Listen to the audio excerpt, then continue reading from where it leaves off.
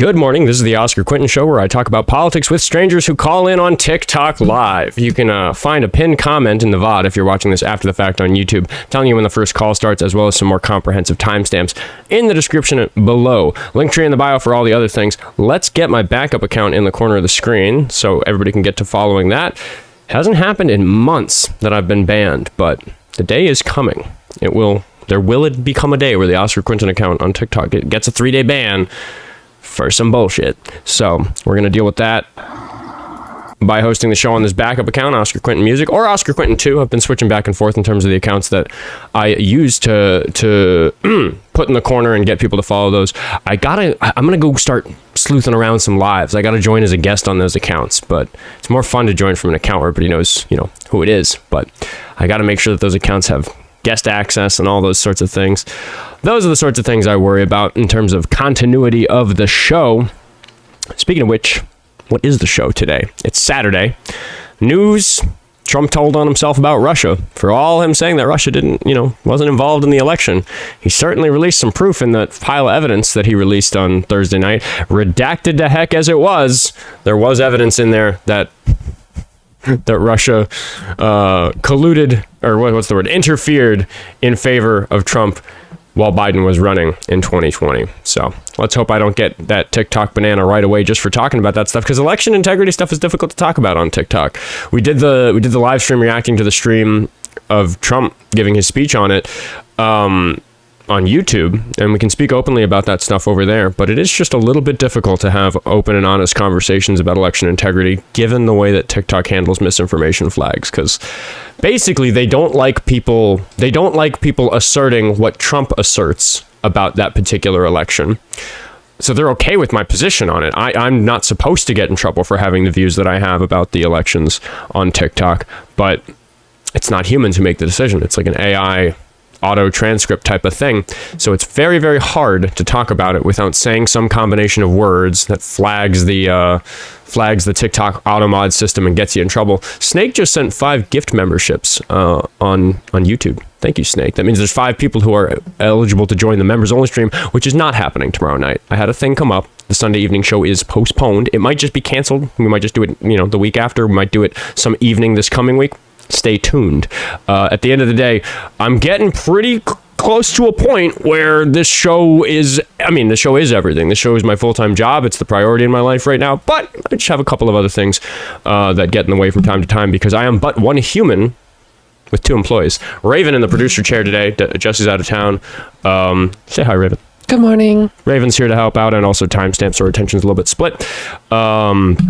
But yeah, things will get in the way from time to time. But that's a good reason for me to say to go to the link tree in my bio and follow me in all the places so that you may know what the hell is going on about all that stuff.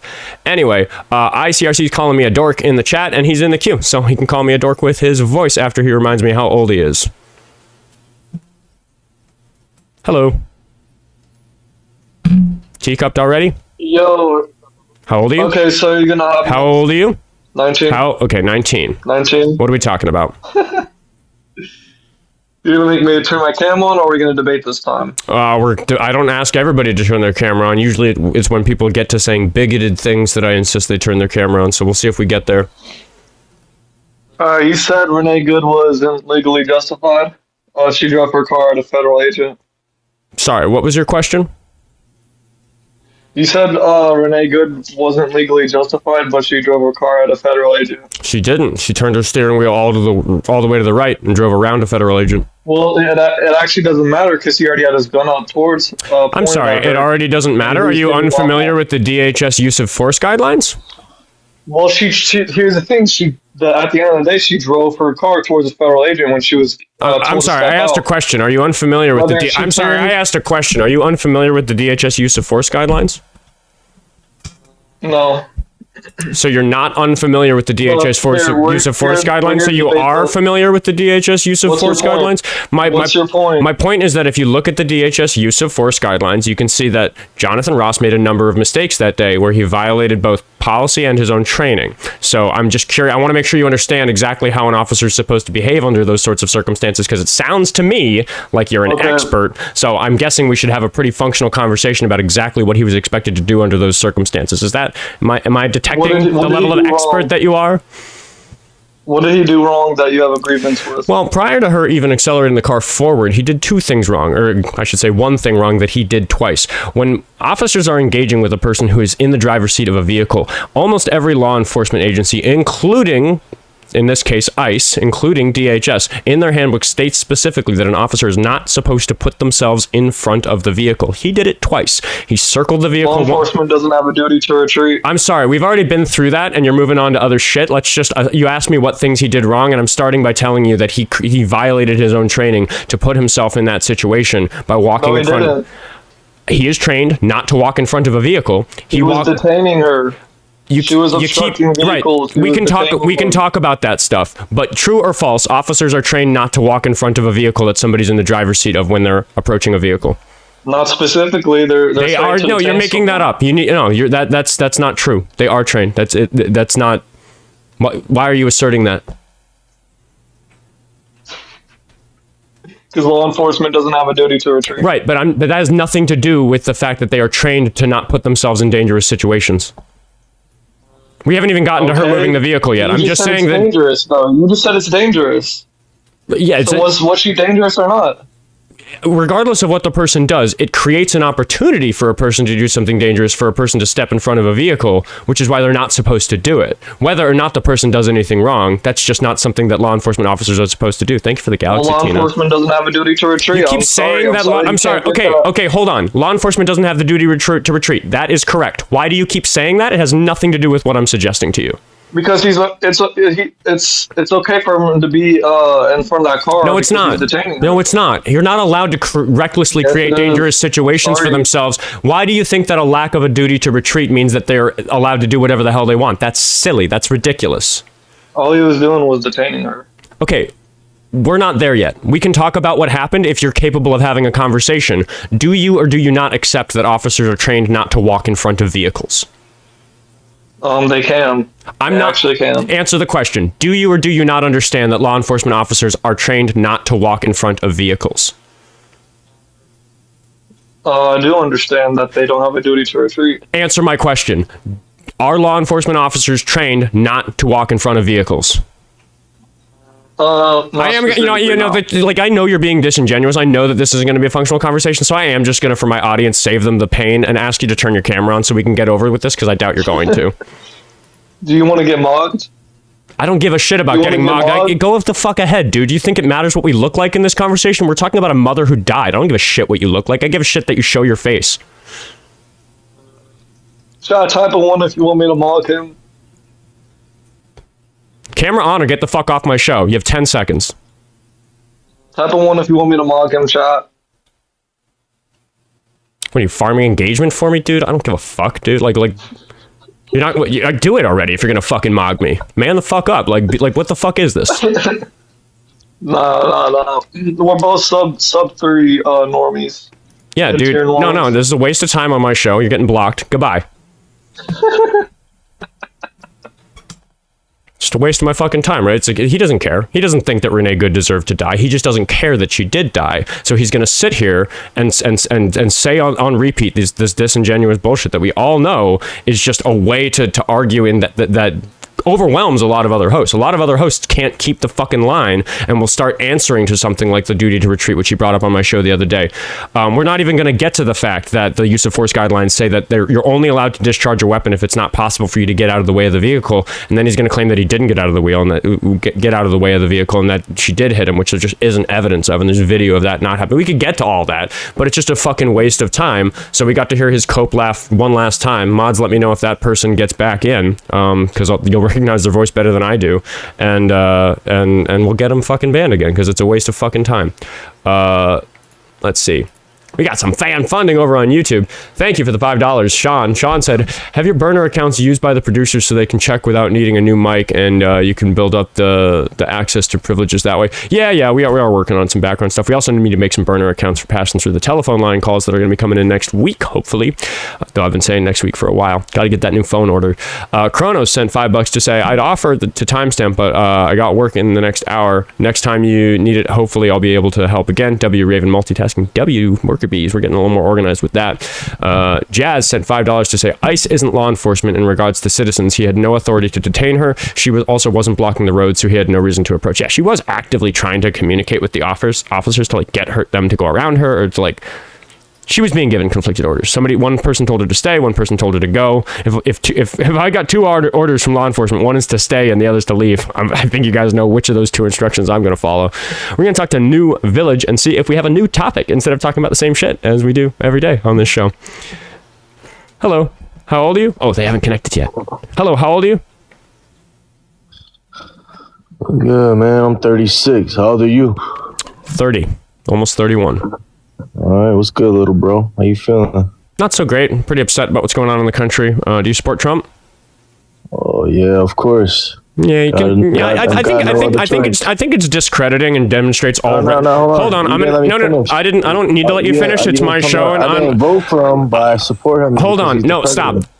It's my show. No, you need to stop talking and listen because I'm the host of the show, and I'm going to address something that you said right away. You said, "Yeah, of course," and it's discrediting to the notion that people are upset about what he's doing to say of course, which demonstrates to me that you're going to be disingenuous. So I'm going to ask that you turn your camera on, and if you don't, I'm going to kick you and move on to the next caller. You have 10 seconds.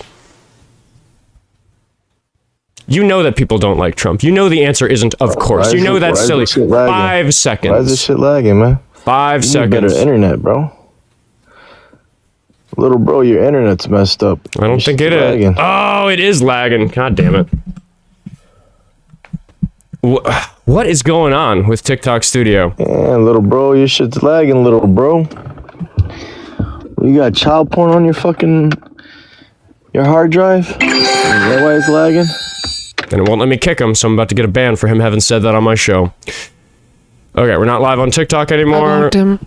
You blocked him? Okay. We'll see if that fixed it.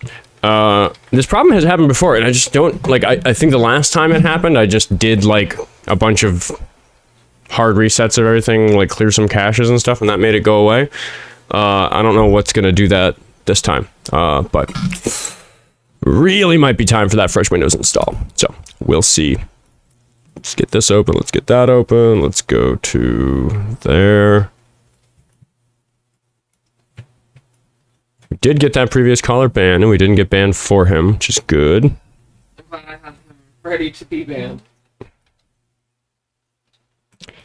All right. We are live again, and we're going to jump right back into it. Milk wants to know what happened. I don't know. Both streaming softwares go into this cycle of disconnecting and reconnecting, but they're independent software. So the common thing that's causing it has to either be the internet in my area, my router, or my computer, because those are the only things that are common. So I don't know. The YouTube stream is back up if you're coming from YouTube. I just accidentally properly ended the one that I started this morning, so there's a new watch page, but we are live. But nobody's in the chat yet, which is not surprising. Might need more RAM. I don't think that's the issue. I have 32 gigabytes of RAM. Paradox of Tolerance thinks it's the router. Could be. I just reset the router. I didn't do a hard reset. I could have like done a full settings reset, which would have been annoying. Had to reset all my Wi-Fi stuff if I do that. But let's see. I don't want to cancel the show. Like yesterday was a really successful show, even though we had to restart my computer 3 times throughout. You don't see live on YouTube. I should be live on YouTube from a different watch page.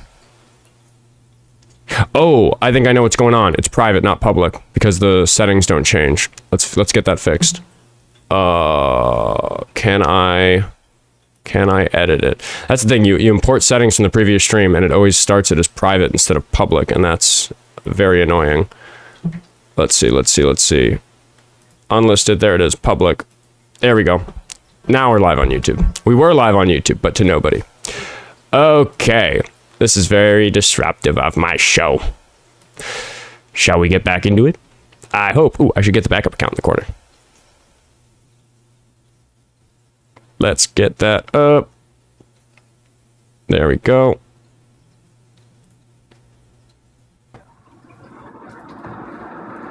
Follow the backup account.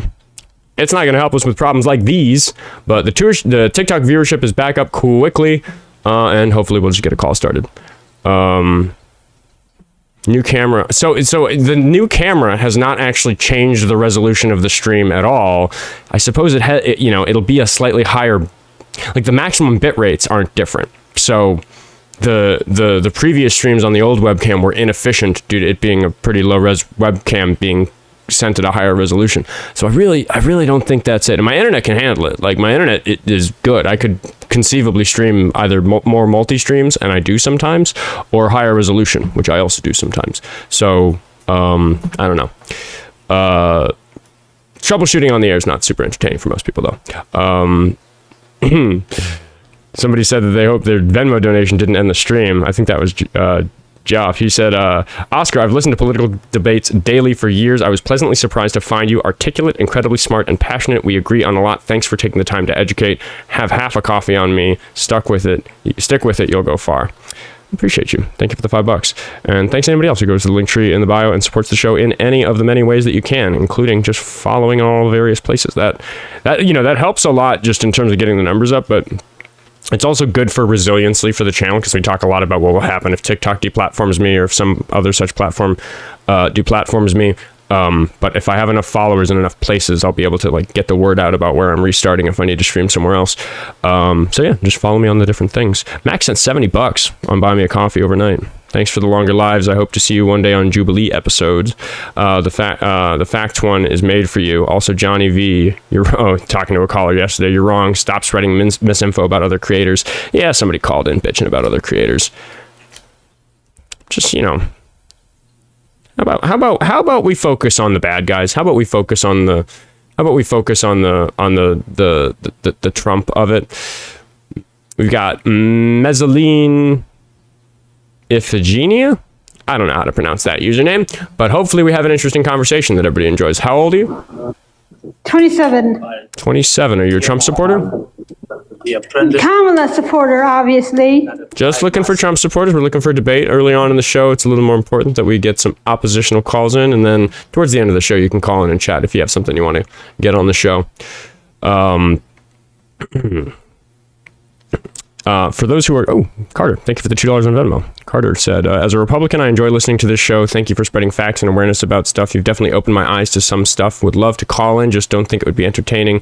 LOL, keep it up. Well, there's a lot of Republicans where, like, you and I could argue about all the normal stuff. We could argue about whatever makes you a Republican these days, and abortion or tax brackets or something. I don't know. But if you're anti-Trump, then a lot of Republicans are quite sensibly anti-Trump. Am I a Vikings fan? I don't follow sports personally. Oh yeah, and definitely not abortion, because I will announce it. I said it at the beginning of yesterday's show, and I'll say it again today. Too much abortion airtime lately. Obviously, I'm willing to talk about it. I've spent so much time talking about it. We're just gonna nix that as a topic for couple weeks here, which I have to do sometimes. Last time it really happened, it was E. Jean Carroll, where just every episode was just the same 3 bad arguments about E. Jean Carroll, and it was just becoming the repetitive E. Jean Carroll show. Show is repetitive. Can I talk to Republican politicians? That is up to them. I'd love to. Archie Scroll broke or whatever. I don't know. Archie. Is Archie a Trump supporter? We shall find out. How old are you? Hello? I'm sorry, Guy. I didn't mean to request that. Oh, no worries. Definitely in the chat for Archie. JD is saying that he's not scared, just don't have time to disagree with each other. I think he's somebody who's in the chat but belongs in the request queue, and everybody's telling him that. Oh, what did he say? They should take you down. You spread hate and racism. Aw. Did I hurt JD's feelings by being reasonable? Suggests to me that JD is hateful and racist. I'd love to see him defend all that. I'd love to see him tell me what's my opinion on Israel. Israel's real bad.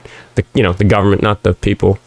A lot of the people, there's some polling about what the people of Israel support. And it seems like a bunch of the people are also really bad based on the things they support their government doing. But in general, I try not to blanket make statements about groups of people like that, because that's a bad thing to do. Sweep up some people. There's obvious, I'm sure there's people in Israel who are very, very, very upset about what's happening. But yeah. Man, people are going to work on JD. Should we mute JD? Is he still active in the chat? I don't know. That's something I have to do sometimes. Is like it'll be really busy in the chat with MAGA, haters who are MAGA or whatever, and it's like, get up here, come on, let's talk about it. Didn't you have a really nice conversation with that Charlie Kirk person the other day? We determined him to be underage. Darn. Almost certainly, because he said he was in elementary school during COVID. Oh yeah, shoot, because he's popping off in chat. So it could have been a nicer conversation. Right. Liberals want all free handouts, free insurance, EBT, free schooling. Why can't you work for it? Oh, dude, let's talk about that. By you requesting up, you are muted. You are silenced unless you want to be platformed on the show. Come talk to me about it, dude. It's not a me sitting here talking to the chat type of show unless nobody calls in, which is the case right now. So I'm gonna start muting opposition, because yeah, it's not like nobody's impressed. Oh, we want all this free stuff. You're just gonna not have a nuanced conversation with me about it. Seems like the camera framing's a bit off. Can't see the A or the E or the left on the sign. In my field of view, it goes in my field of view, it goes all the way to here. So I can get it maybe a little closer. Is that better? Everybody's phone screen is a little bit different. That's kind of what's going on. Oh yeah, it's a little cropped. See, on mine, it looks great though. It's like I've got plenty of room on mine. The move was perfect. Good. But we're covering up the gay rebel loon. But I'll just come stand in the back and be the gay rebel loon.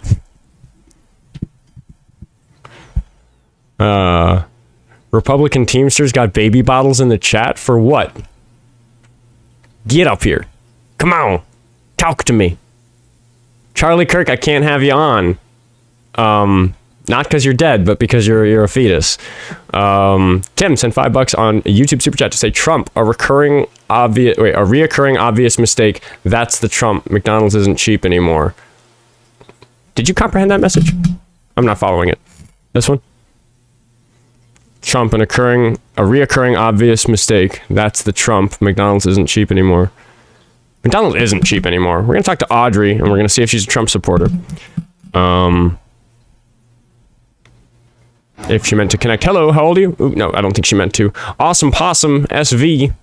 Let's see if they're an awesome Trump supporter who's going to have some totally nuanced and not hateful points about Trump's policies and actions as president. Hello, how old are you? Cool. You're welcome. Hello. I don't think Awesome Possum meant to connect, but Zane might have meant to connect, so we're going to talk to Zane. Hello, how old are you? I'm 21. Are you a Trump supporter? No. Just looking for Trump supporters. Okay. Yep. I don't blame people for just hopping in and not realizing that's the nature of the show, because a lot of people clutter the screen with only call in if you're MAGA. For me, I spend a little bit of time sifting through people who aren't MAGA when I don't have a caller, so I suppose I could get a graphic up for when we don't have a caller up. I kind of just prefer to leave the stream less cluttered than it already is visually, because once there is a caller in, it's pretty obvious what the nature of the show is about. Sam sent $10 to say maggots are the type of people who fart in the toilet and then flush. Also, thanks for some bass debates. Don't forget to practice your BB 2-octave scales, hands together, B flat. My brain wasn't in music mode when I read that. If the piano was hooked up, I could play a B flat scale, but it's not hooked up right now. I do not practice my scales enough. I definitely need to get back on the grind with the serious music practice. But I've got a little bit more time with that. Jeff Jones says I'm an amateur at what? Amateur at what? What do people say about being a professional, right? It's making money doing something that makes you a professional. Colloquially, I think it's being good at a thing. I'd say I'm both at this. I think I'm pretty good at it. I do make my money doing it, if that's a measure. I don't know. It makes the chuds very upset. But none of them want to call in. So, I don't know. It's another Saturday stream where perhaps to their credit, maybe they're outside enjoying the sunshine. I'm using Trump as a noun. That's the definition of a recurring obvious mistake. I didn't know that definition of the word Trump. Or maybe you're making the definition. Sorry, my brain's not working today. I am tired. I'm not tired. I slept just fine. I think I slept too well. You ever like sleep for 10 hours and you wake up groggy? I'm having one of those days. But a Trump supporter would help me shake that off. If somebody were to call in, wake my brain up. Low intelligence Democrats always fail. Dude, I'm muting you in the chat. Like, get up here. Come on. You're making you got big feelings in the chat. Bring those big feelings front and center. And we'll talk about them. Well, how do I call? There's a request button right on top of the backup account here. If there isn't, it's because your account doesn't have guest request privileges, which means you just need to engage a little bit more, spend more time hopping around lives, commenting and stuff without getting, banned or muted. If you get banned or muted right away, TikTok's less likely to give you privileges. We're gonna talk to Ghoul and see if he's a good conversational partner. How old are you? Gratitude. Hello? How old are you? Oh, yeah. So, Oscar, how old are you? I'm 18. Okay. Why have you called? To debate you. You support Trump? Yeah. Why? Because, well, first of all, he's not a liberal. Second of all, he's for ICE, and he's against abortion. And he's, I like the no tax on tips and no tax on overtime. Of course, a liberal or a Democrat introduced that, but. Do you think that the president should follow the Constitution? Yeah, generally. There's only one part of the Constitution. Generally, I would say absolutely. What was the one part of the Constitution you were about to bring up? I mean, it really doesn't matter. It's irrelevant. It's not like it's ever going to get broken. So. Well, hold on. What do you mean it's never going to get broken? What are you talking about? The First Amendment. First Amendment's already been violated. Oh, great. When you said generally, like, what do you? Oh, is this Charlie? Yeah, dude, you can't be on my show if you're underage. Chat recognized your voice. Like, stop it, dude. Like, and it also shows, like, we had like a semi like meaningful conversation with him the other day, but if that was the same guy, like, the way that he had this call just demonstrates that he's not genuine and that it was like complete bullshit, him pretending to be genuine on the show the other day, because he wouldn't call back in with that sort of attitude right away, as if he was just genuinely trying to have a conversation regardless of his age. So not interested in it. Batting through the trolls. Like, it's nice that, like, the viewership's high enough that I get enough callers that I don't have to sit and waste time as much with trollers to keep the calls going. But it is just a fucking waste of everybody's time for the most part. Like, to just talk to these people who have the same, dozen shitty arguments that I've defeated before that are easy to defeat, but they just keep bringing them because they're upsetting. And that's what they spend their time doing. They clog up the debate space by bringing up the same bullshit that they know that's easy to refute. But that's what I spend my time doing instead of really reaching somebody who actually thinks it that way. That's why I'm trying to really spend less time with the trolls. People don't actually think like that. These people who call in and say just like absolutely ridiculous things like, oh, the president doesn't have to follow the Constitution, but Biden does, or whatever, like obviously self-contradictory nonsense. Like, I don't encounter very many genuine conversations where people think that way at all. So I'm just really averse to spending time on it because it's not constructive for the audience if actual Trump supporters don't think that way. G Tsar, are we gonna have a real conversation? They're getting rare these days. Hello, how old are you? I ain't gotta say all that. All I'm gonna say is Russians don't want this. If you're not gonna tell me how old you are, you're not gonna be on the show. Like, it's very simple. You follow the rules. Thanks for the gifts, everybody. Lots of gifts rolling in today on TikTok. And Sam sent me $10 on YouTube Super Chat to say, oh wait, no, I already read that one. Thank you though. Brandon House, are we gonna have a meaningful conversation? That's all I want. Tell me what you believe. Hello, how old are you? I'm 37. Can you hear me? I can hear you very well. Do you support Trump?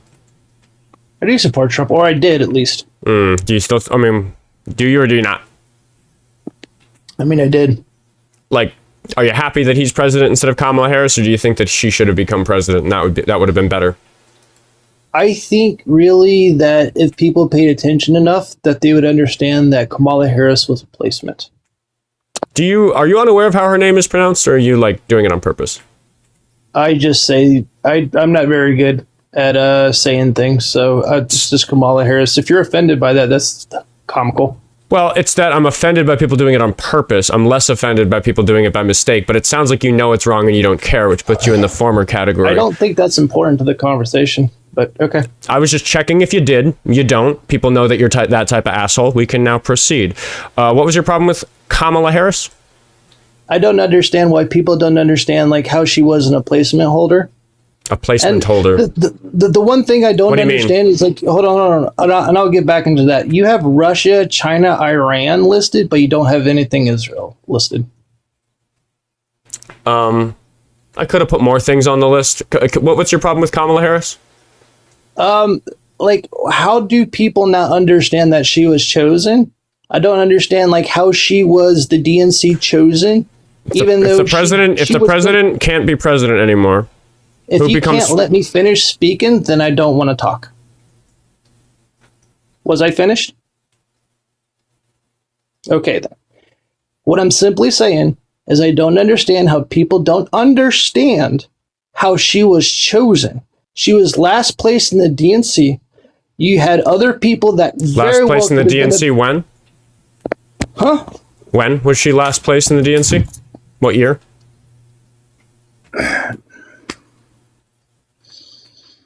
Let's see here. Because if we're going to talk about how people did in their first presidential campaign, we should probably talk about Trump's first presidential campaign. We should probably talk about... You mean how he was impeached based off of what? No, I'm just going to say that... No, it's just that lots of people who've become president have had an unsuccessful attempt at being president earlier, and you're judging her for that, right? No, I'm judging her because she was chosen. She wasn't voted for in the DNC, and she was chosen by Nancy Pelosi. Barack Obama got under Nancy Pelosi. Okay, see, I feel like I asked a question that you haven't answered. Do you remember what my question was? I believe you asked me what year Kamala Harris wasn't first in the DNC. Yeah, you said that she was last in the DNC. Are you talking about one of her earlier attempts to run?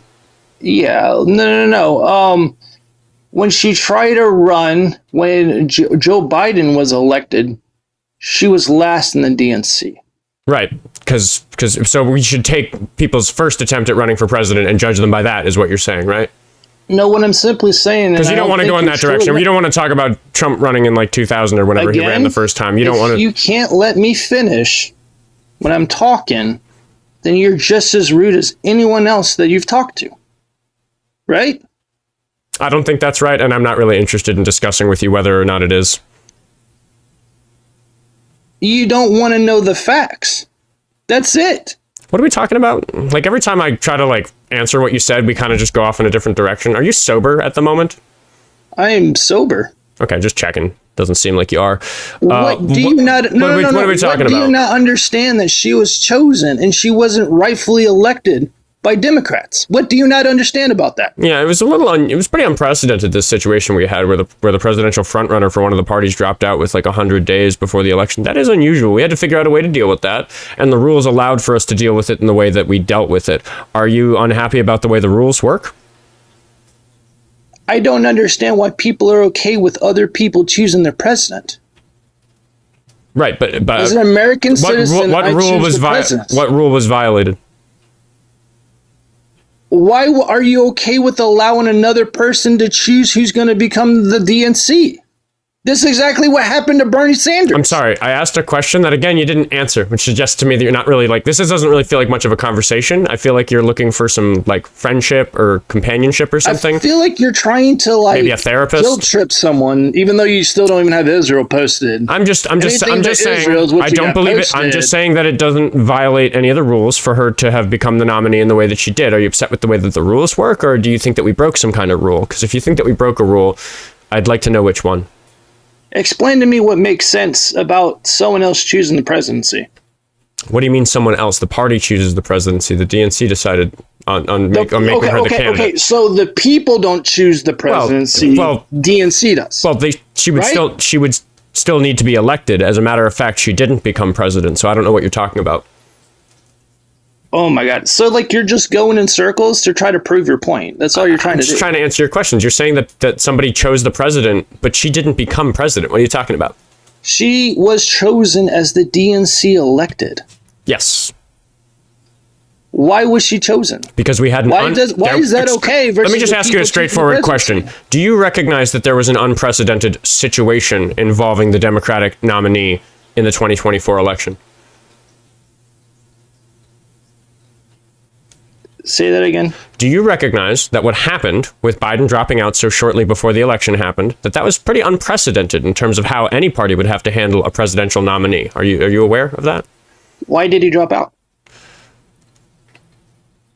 I'm sorry.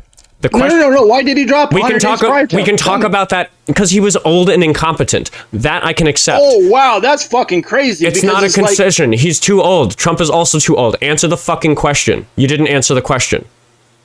Do you recognize that it was unprecedented? That was a new situation?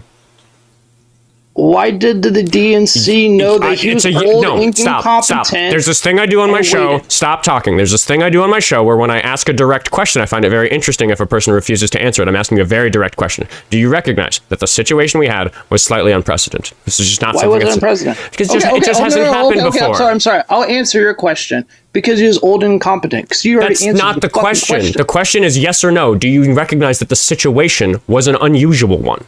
Why wasn't it an unusual situation? Yes or no? Why wasn't it an unusual situation? I don't take you seriously. You have 10 seconds to turn your camera on or I'm going to move on to somebody else.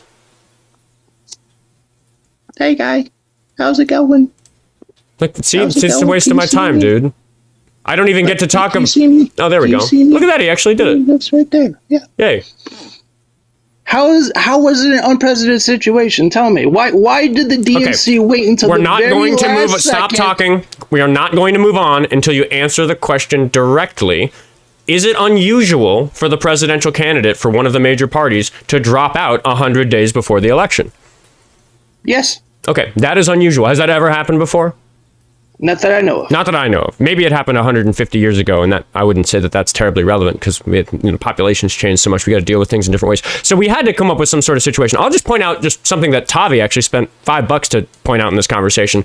I'm just going to ask directly, just to make sure that you're consistent. Are you okay with the fact that Lindsey Graham was replaced just by his unqualified sister, who somebody just appointed? Absolutely not. Absolutely not. Good. Consistency. Great. Just checking. We don't need to go farther down that rabbit hole. Great. Okay. But you do recognize that Kamala Harris's situation was an unusual one. Thank you for finally recognizing that. I appreciate that. I think you're ignoring that, though. I feel like I just spent 5 minutes trying to get you to admit it. What are you talking about? It was less than 5, but okay.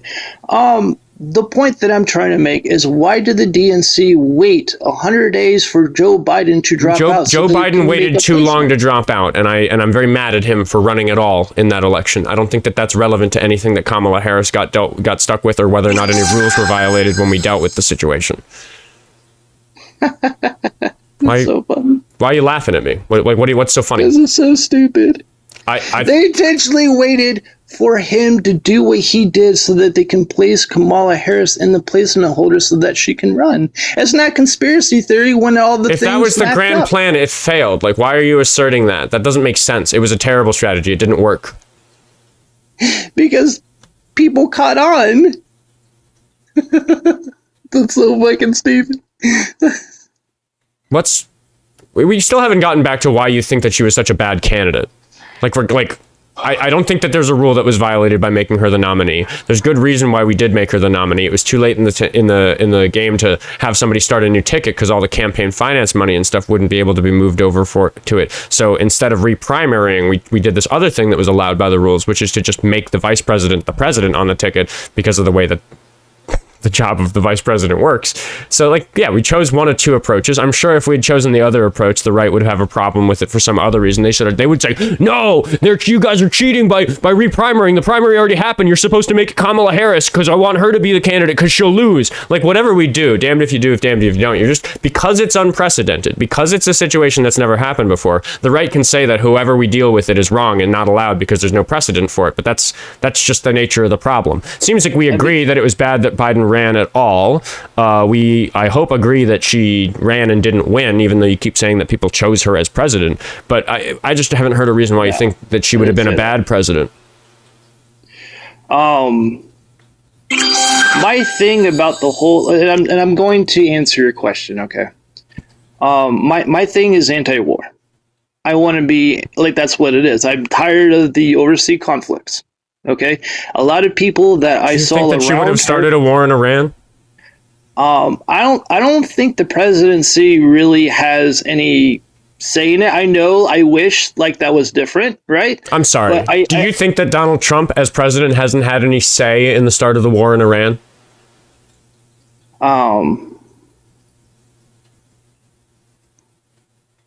No, I think he does. Okay. And you're saying that Kamala Harris wouldn't, to get away from my question about her probably not starting a war in Iran if she had become president. This is what our politicians wanted to begin with. What does that mean? This is what our politicians wanted to begin with? I'm asking you very direct questions about things that you just said, and you're bringing up other stuff. Please repeat your question. Why are you saying, when I ask you whether or not Kamala Harris would have started the war in Iran, that it's not the president's job and that they don't really have a hand in it, when Donald Trump, as president, you just admitted, has had a hand in starting the war? You are correct. I think she's a yes person. I think she would have just agreed to a lot of things that a lot of politicians, because I watched her campaign pretty closely.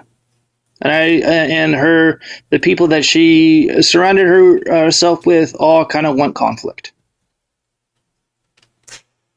I don't think that's true at all. Who? Like, what are you talking about? Who said what? Let's see here. See, a lot of people, and it's like, who are you specifically talking about? Like, okay, hold on. I gotta assess something. Let me just make sure. Like, you said that I was uninformed or whatever. That like I don't know all this stuff or whatever you were saying. What are the three branches of the government? Judicial, legislative, and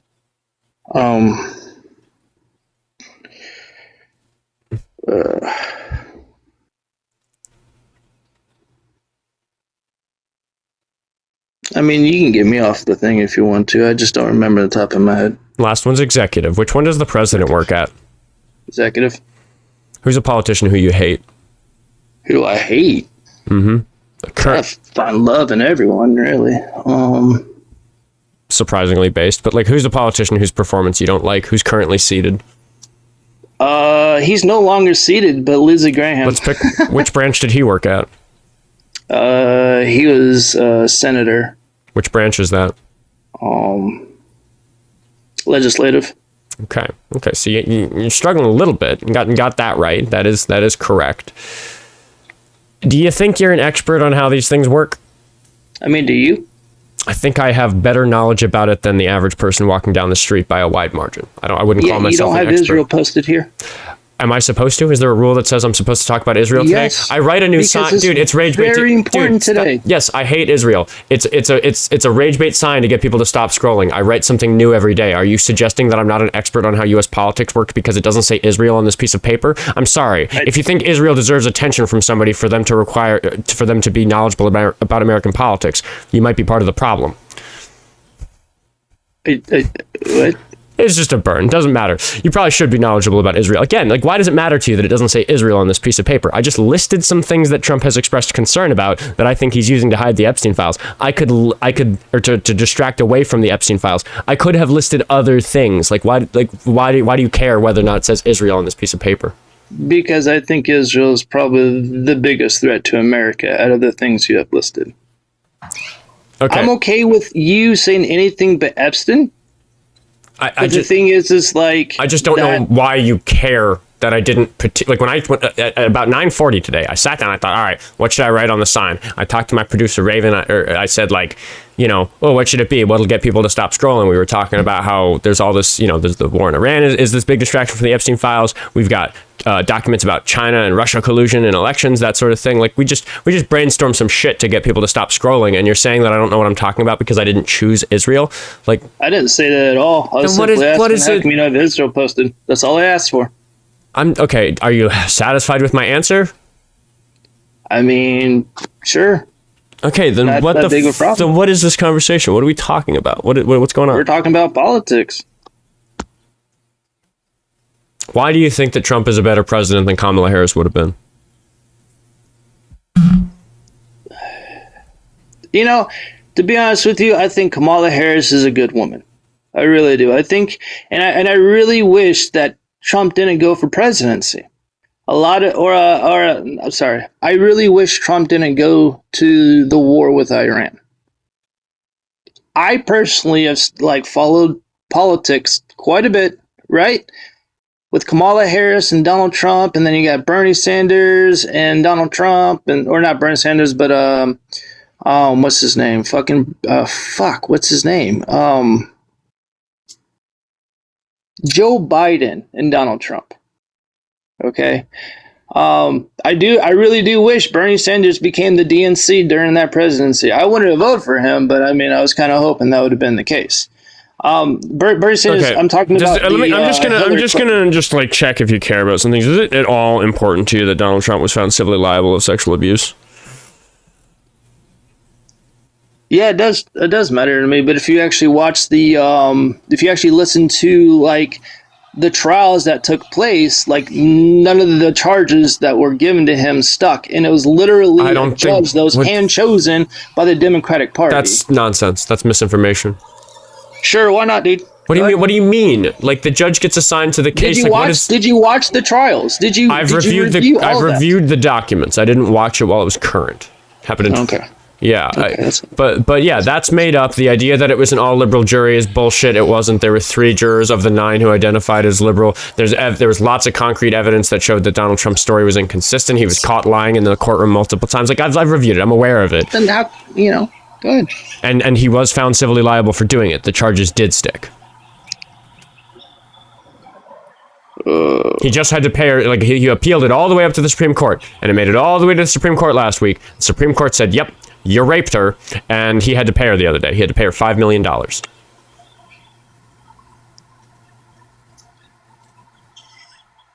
Who did he sexual harass again? What's her name? Eugene Carroll. And continue. I'm done. What? Why are you laughing at her? That woman's a fucking lunatic. Yeah, okay. People say that. Are you allowed to rape lunatics? I never said it was okay to rape anyone. Then why did you tell me that she's a lunatic? We're talking about him being found civilly. Dude, you're right, but is it okay to rape lunatics? I never said it was okay to rape anyone. Then stop saying that she's a fucking lunatic and talk to me about the rape. How the fuck am I going to talk to you about something I know nothing about? At least you admit you know nothing about it. Keep her chat. This guy's not serious. He doesn't care about women. He doesn't care about minorities. He doesn't care about the safety of the country. He just likes chuckling away. You don't know anything. How old are you, dude? I told you my age. How old are you? How old do you think I am? Probably in your 20s. Probably 23, 24. I'm 31. Take better care of yourself. Crollars, how old are you? Hello? Hello, how old are you? I am 52. 52. Are you a Trump supporter? I am. Why do you support Trump? Well, genuinely didn't feel like we had any other really good options. Honestly, I think the first term, I was, I didn't vote for Trump at first. I would say I'm probably somebody who, I don't know, stopped drinking the Kool-Aid and started seeing things in a different way. I was kind of maybe somebody who, I don't know, kind of neutral, didn't really give too much attention to politics in general. Have you gotten educated on how politics works in this country? I ran into that a little bit with the previous caller. Do you know the 3 branches of the government? I will say judicial, executive, legislative. Yeah, of course. I would say it's been a long time since I've actually been in school. Mm-hmm. I obviously work a lot. I have kids. I have dogs. I have a full life. So it's not something that I am. Not everybody can give maybe the sort of attention that I give it. Exactly. I understand. I know that in school I passed the Constitution. That was a long time ago. Okay. Hold on. Yeah, but I would say I was never really. I'm sorry. Yeah, go ahead. The reason I ask is because without even talking about policy, Trump doesn't follow the fucking rules, man. The rules of being the president. Do you think that the president is allowed to color outside the lines in terms of what the authority of the president is? I think I think that what actually happens and what we're told happens is they're two different things, is what I think. Okay, I asked a very specific question. And I also think, no, I do, of course not, but I do think that there are laws within laws, you know, that, and I think that in everything, not even just politics, obviously. I'm not following. I asked you if you think, just yes or no, that the president really needs to follow the rules, whatever the rules for being the president are. And then you said that you think that there's laws within laws. Like, what do you mean? Just yes or no? Is the president allowed to violate their oath of office? No, of course not. Do you know? But I do think there's more to that. I think you can answer yes or no questions, but I do also think some of them, you know, you have to explain more. Are you familiar with the president's oath of office? I mean, not by heart. Of course not. I don't know it by heart either, but like generally the gist of it. What does he swear his oath to? You can educate me on that. The big important part is that it's their job to like defend and uphold the Constitution, protect it. Yeah. Okay, so it's like really important that the president follow the Constitution, and the reason I think that it's sensible to have the president swear their oath in that way is because the Constitution describes what exactly the powers of the president are, and we can't give all the power to the president. That would be silly. Do you know why that would be silly? Well, I think that would be silly just because, you know, there's a whole cabinet that works with him.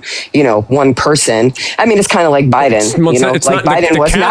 Biden wasn't capable of running the country. So I think, you know, of course, the cabinet. Oh, I'm good. I'm just saying that you're kind of steamrolling off into other directions with your answers because the cabinet of the president is an extension of their authority. Like it's appointed by him. Like it's actually okay for the president to want to control his cabinet. It's the other branches of the government that I'm talking about.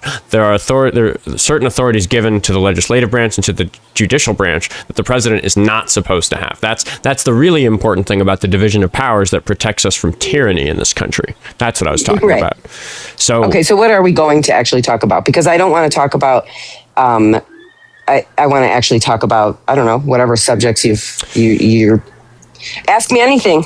Because I assume that because you're not, this is, you know, how we're so divided, right? Growing up, you know, I don't think we thought about who was Republican or who was Democrat. Okay. We were just Americans, you know? You asked me what I wanted to talk about, I don't like to and divide. The reason that I was bringing up the Constitution and the rules of the president is because Donald Trump is overstepping his bounds. He's doing things that only the legislative branch or the judicial branch are supposed to be allowed to do, and I can provide examples of that if you want.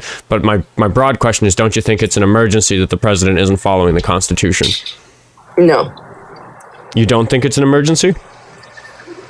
I think that he is following the Constitution.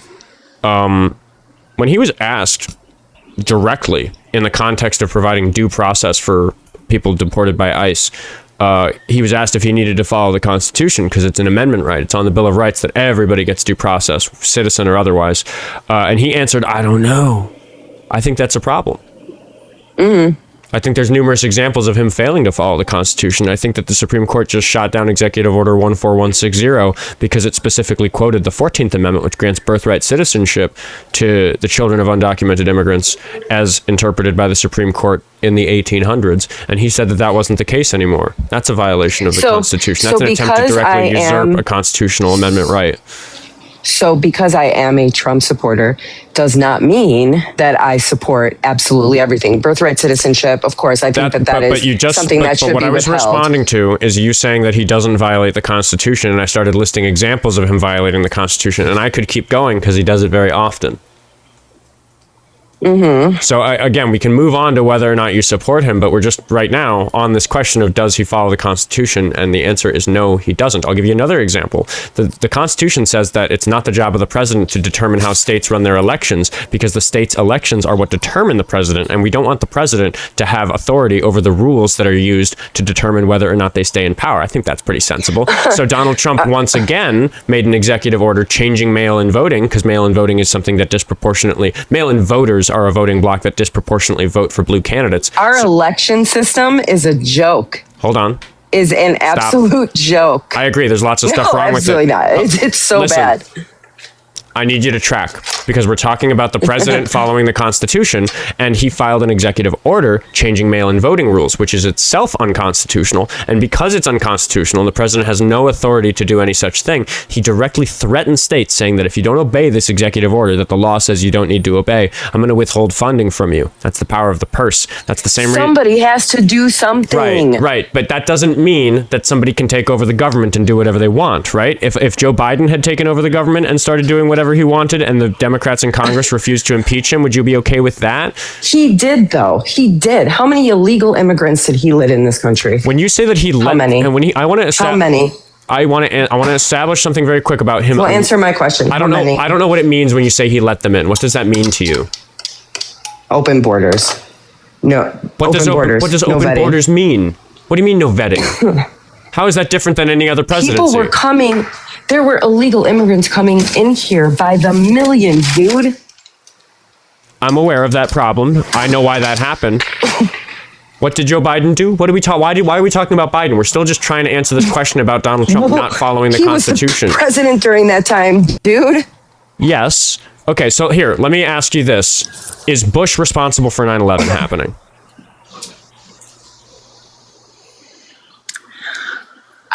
No, absolutely not. But he was president when 9/11 happened. This is a Yeah, it's something that somebody else did. That is so different.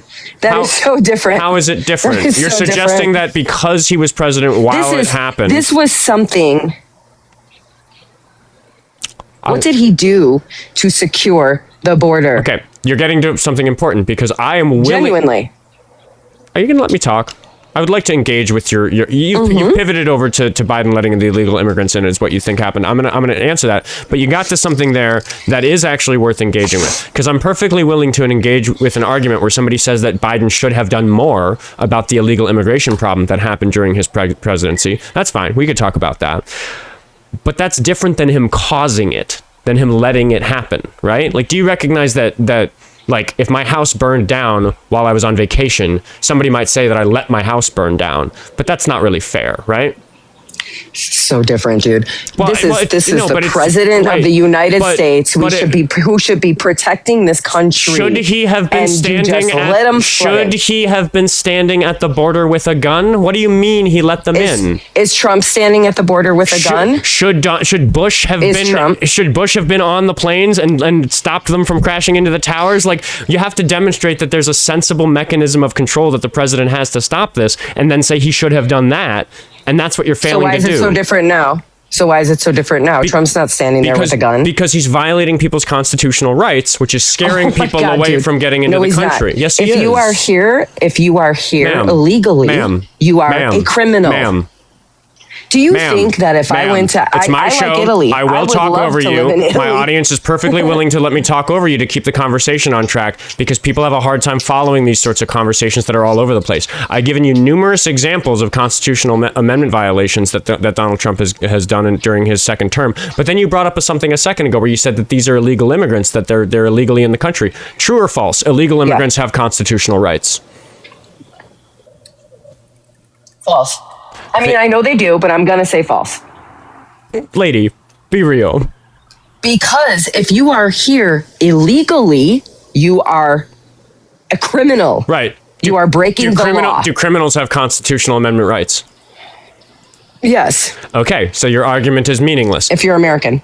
No, that's not how it works. Some of the amendment rights are only granted to citizens, but the Constitution is very clear about whether we're talking about persons or citizens. Here's an example that I like to give. This is a pretty obvious one. The 14th Amendment, grants citizenship to people based on certain circumstances. How can an amendment right that grants citizenship to somebody not start with somebody who doesn't have citizenship? Say it again. I'm sorry, I lost you. We have an amendment that has to do with whether or not a person is granted citizenship. It must be concerning people who don't have citizenship, right? There is a process to follow. Answer the question.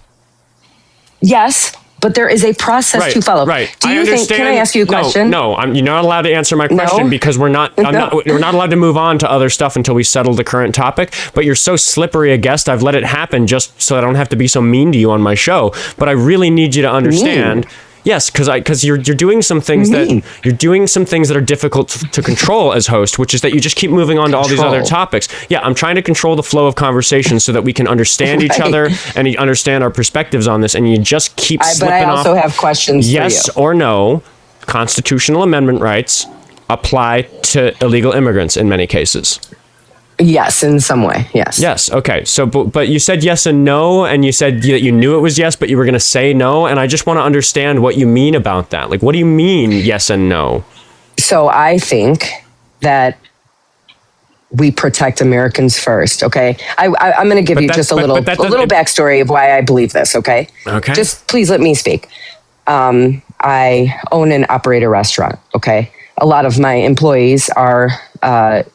immigrants, of course, and they have followed a process that has been quite lengthy and exciting for them and cost them some money. And they are...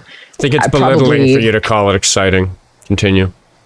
They were super excited. Like, they would throw parties like with every step. It was amazing because they were proud to be American, they're proud to be here in this country, and they followed a process.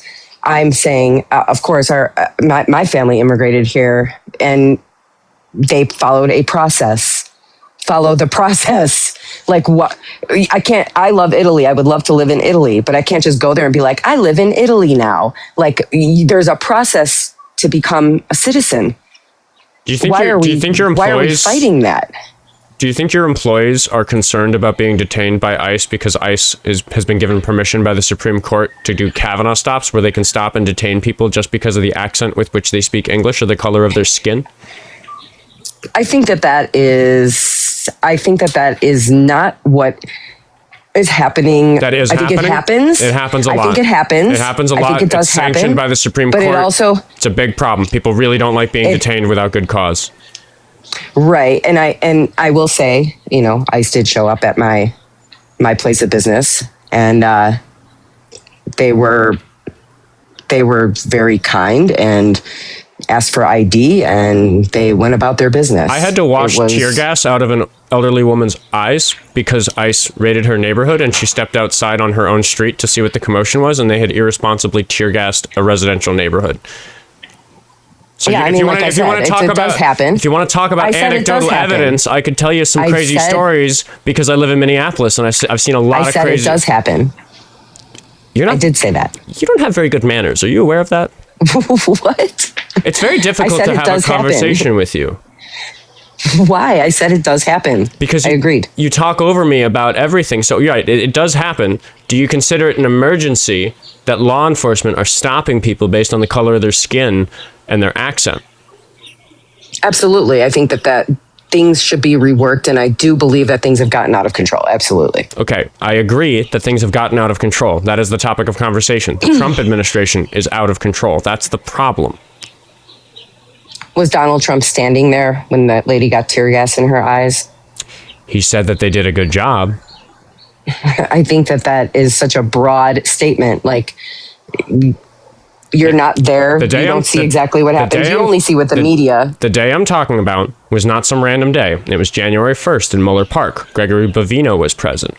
The actions of those officers have been defended by the higher-ups. When these officers misbehave, they don't get suspended. They don't get taken off the job. They don't get arrested. They don't get sued. Some, we're working on getting charges for some of them, but for the most part, these constitutional violations are things that are allowed by the higher-ups. People like Stephen Miller, Pete Hegseth, Kristi Noem before she was fired, Gregory Bovino before they relocated him, before they gave him a different job, Donald Trump himself, J.D. Vance. There are people in power who are praising the actions of these poorly trained agents who come in and violate people's constitutional liberties. Yeah, like I said, I don't think that what is happening with ICE in some cities and in some instances is right. But let's talk about the fact that the ICE presence here in Minneapolis during Metro Surge over the course of this winter cost our local economy about $600 million. A lot of people were genuinely afraid to go to conduct their day.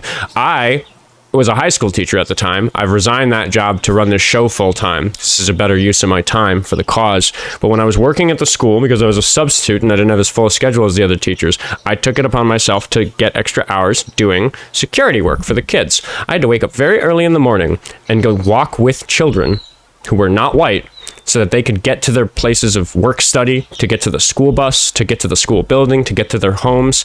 I walked with them looking left and right for them because everybody was concerned about people of color being snatched up. The kids in my school had to carry their passport cards. Are you okay with that? Are you okay with that happening to kids? No, absolutely not. Okay, then why are you sitting here defending it? I'm not defending it. I think I did say that I think we see, I think that's 600 million. I know I'm steamrolling a little bit, but you're steamrolling too. So I'm just going to make this personal for you because clearly it has to be personal for you because I think I've detected that you're a deeply, deeply selfish person. That $600 million was as an expense to our local business for lost business. They had to lock their doors so that they could. What about all the fraud going on there with all the Somalians you guys live in? We can what about over to that in a moment. You racist, disingenuous, selfish monster of a human being. Yeah. How am I racist? We'll get to that, but I'm going to talk first about the fact that you're selfish because that $600 million cost to our local economy was a result of the fact that people were afraid to go to work. Businesses had to close their doors because their employees weren't showing up. I think if Metro Surge happened where you live, your staff wouldn't show up to work and you would lose money. How do you feel about that? I mean, definitely, that has not been my experience. Like I said, my experience with them was good. How would you feel? If that happened, how would you feel about it? Hypothetically, if that happened, yeah, that would suck. What is that in your in that sentence? What are we talking about happening? What you just said. If I had to shut down my business and I lost money, yeah, of course that would suck. But so that didn't happen. But it happened. That's hypothetical. Mods, please stop inviting people while I have a call. That did happen to lots of people. Do you care? Of course, I think that's yeah. Then why do you support Donald Trump as president? I think there are a lot of situations where things are out of control, that's one of them. I think Minneapolis has a major problem. I think that's ICE one of the problems. enforces illegal immigrants. How many illegal? That's one of the problems. The population of Minnesota is 5 million people. How many illegal immigrants are here? I have in Minneapolis? Mm-hmm. I have no idea. Well, in the state of Minnesota. Probably a lot. In the state of Minnesota. Probably a lot. In the state of Minnesota, it's about 130,000. How many illegal immigrants are there? I think 11 million or something. Something like that. I use the number 12 million. It's about that. We can't be perfectly precise with it because a lot of them are undocumented. What percentage of 12 million is 130,000 roughly? Oh, I don't know off the top of my head. I'm terrible at math. It's about 1%. So we have about 1% of the illegal immigrants here. Are you aware of where most of the illegal immigrants in the country are? Like what state? Yeah. I don't know. We have a lot of them here. What's here? I'm in Denver. Okay. So between I think sanctuary cities have a lot of them. So between California, Texas, and Florida, which are two of those are big red states, those three states have more than half of them. Right. Well, Texas is a border state, so I could see that. Yep. And Florida is a coastal state, so that makes sense also. So why did they send ICE to terrorize my community when we have 1% of the illegal immigrants, when more than half of the illegal immigrants are in those three states? I think they were trying to do all cities. They didn't. They came here. They have not done anything like what they did in Minnesota anywhere else. Why did they do it here? They're here. They're here for sure. They are everywhere. I see them a lot. They have not had a large-scale operation of the sort that they've had in Minneapolis or in the metro area here, anywhere else in the country. Why did it happen here? Why did that make sense to do? I think that, like I said, Minneapolis, you guys have a lot of fraudulent problems going on there. Okay, let's talk about the fraud. Who is committing the fraud? Illegal immigrants or people who are not illegal immigrants? I think both. Okay, how is it that a person who's an illegal immigrant is going to become eligible for a government welfare program to open a daycare? I have no idea. They can't. You're wrong about what you just said. The illegal immigrants are not committing the fraud. That's made up. That's nonsense. I don't think that's true. How exactly is a person who doesn't have a social security number going to become eligible for government subsidies? How do they apply? I think that you could steal somebody's identity. You could steal Social Security. You could do that. So you are supposing that the thing that the illegal immigrant is doing is identity theft in order to open a daycare. Yeah, it's logically possible, but it's a claim you need evidence for. And as a matter of fact, no, it's not illegal immigrants who are committing these crimes. You are just making up crime that isn't happening. I don't think so. Who told you that it was illegal immigrants? I think that the people who are running those daycares. Enough said. What, enough said. What? Is it because their skin is brown? Because the person who ran. No, I'm. What do you mean? What do you mean enough said? What are you talking about? They won't even open the doors. I'm sorry. I've worked in childcare a lot. If your child was in a building that I was responsible, I am asking you a direct question to check. There was no kids in there. I am asking you a direct question to make sure that you're a good human being. I have spent a lot of time. I am a good human being. I have spent a lot of time in childcare. Do you want me opening the door for strange men with cameras? When there's no children in there? Well, it was, if you're talking about the particular daycare. No children. Okay, that's not an answer to my question. Do you think a random guy with a camera should be allowed into any daycare? No, I mean, definitely not, but the place then why are you, there was nobody there. It wasn't nobody there. In that example, you're talking about a daycare that wasn't open yet. He was there at 1:30. It was shown on, you're talking about Nick Shirley. It was shown on his phone screen that it was 1:30. The daycare was a third shift or a second shift daycare that opened at 2 and ran until 10 p.m. for people who work evening shifts. This is normal. He went back more than once. Is he supposed to be allowed in the door? Why is this random man with a phone trying to take, inspect a daycare allowed in? Do you think that daycares have an obligation to let random assholes come inspect the place where they keep people's kids? Do you think it's worth looking into? Yes, that's why state investigators are allowed to go investigate. Have they? Yes, that's why Nick Shirley knew that there was some fraud happening, because state investigators were already on to the case. He didn't help. So they knew the fraud was happening. It's been It's being investigated. It was in process. Amy Bach was already incarcerated at this time. The 90 people who worked under her had already been arrested. That was an old story. Nick Shirley got a list from the state GOP of daycares that had some type of violation. Anything like a table not having the right bumpers on the corner, too sharp a corner for it to be safe for kids, or a health and safety violation. You got to clean this countertop better if you're going to be preparing the kids' food. Just the sort of violation any restaurant or food service or daycare, educational institution, anything, like any violation, he got a list and said go to these daycares, and then he went there and then demanded that they show him the premises, which is again just absurd. If somebody is that assertively trying to get into a place where I'm tasked with protecting children, I call the fucking cops, yo. Yeah, I agree. Then you agree with me that Nick Shirley's a fucking nincompoop, and everything that you're saying is irrespective to whether or not illegal immigrants. We're getting lost in the weeds here, because again, you're just asserting that Nick Shirley demonstrated that it was illegal immigrants who did this, and that's nonsense. There's not evidence of that. Okay. The state was investigating it. The only reason Nick Shirley knew to come here and do that was because the state was already investigating it.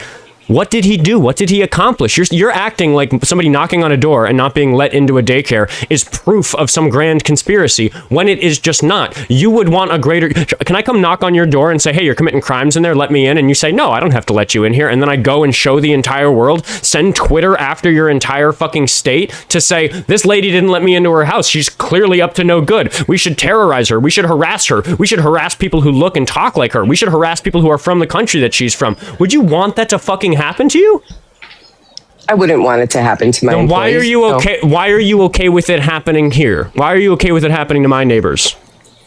I think that Minneapolis, which I have a lot of family that's from there. I do hear. You're not okay with it happening to you or your employees. Why are you okay with it happening to me and my neighbors? I'm absolutely not okay with it happening to you and your neighbors, but I do think there's a lot more to uncover. You're saying that he should have been let in. You brought it up. You said that they're guilty of this, even though there's no good evidence of it. And I made it you instead of them, and you recognize that it would be wrong. So I'm asking, why for you is it wrong, but for them it's okay? It's not. Okay, so it is not okay, the terrorizing campaign that the Republicans have had against Somali residents of Minnesota because of these fraud cases. You recognize that it is hateful and fucked up that they're being blamed for something that they didn't do. You recognize that it's fucked up that people use Nick Shirley's attempt at journalism as evidence of wrongdoing when the people he showed in the video were being reasonable, behaving the way anybody who's tasked with protecting children would behave in light of a stranger with a camera trying to gain entry. You recognize all that?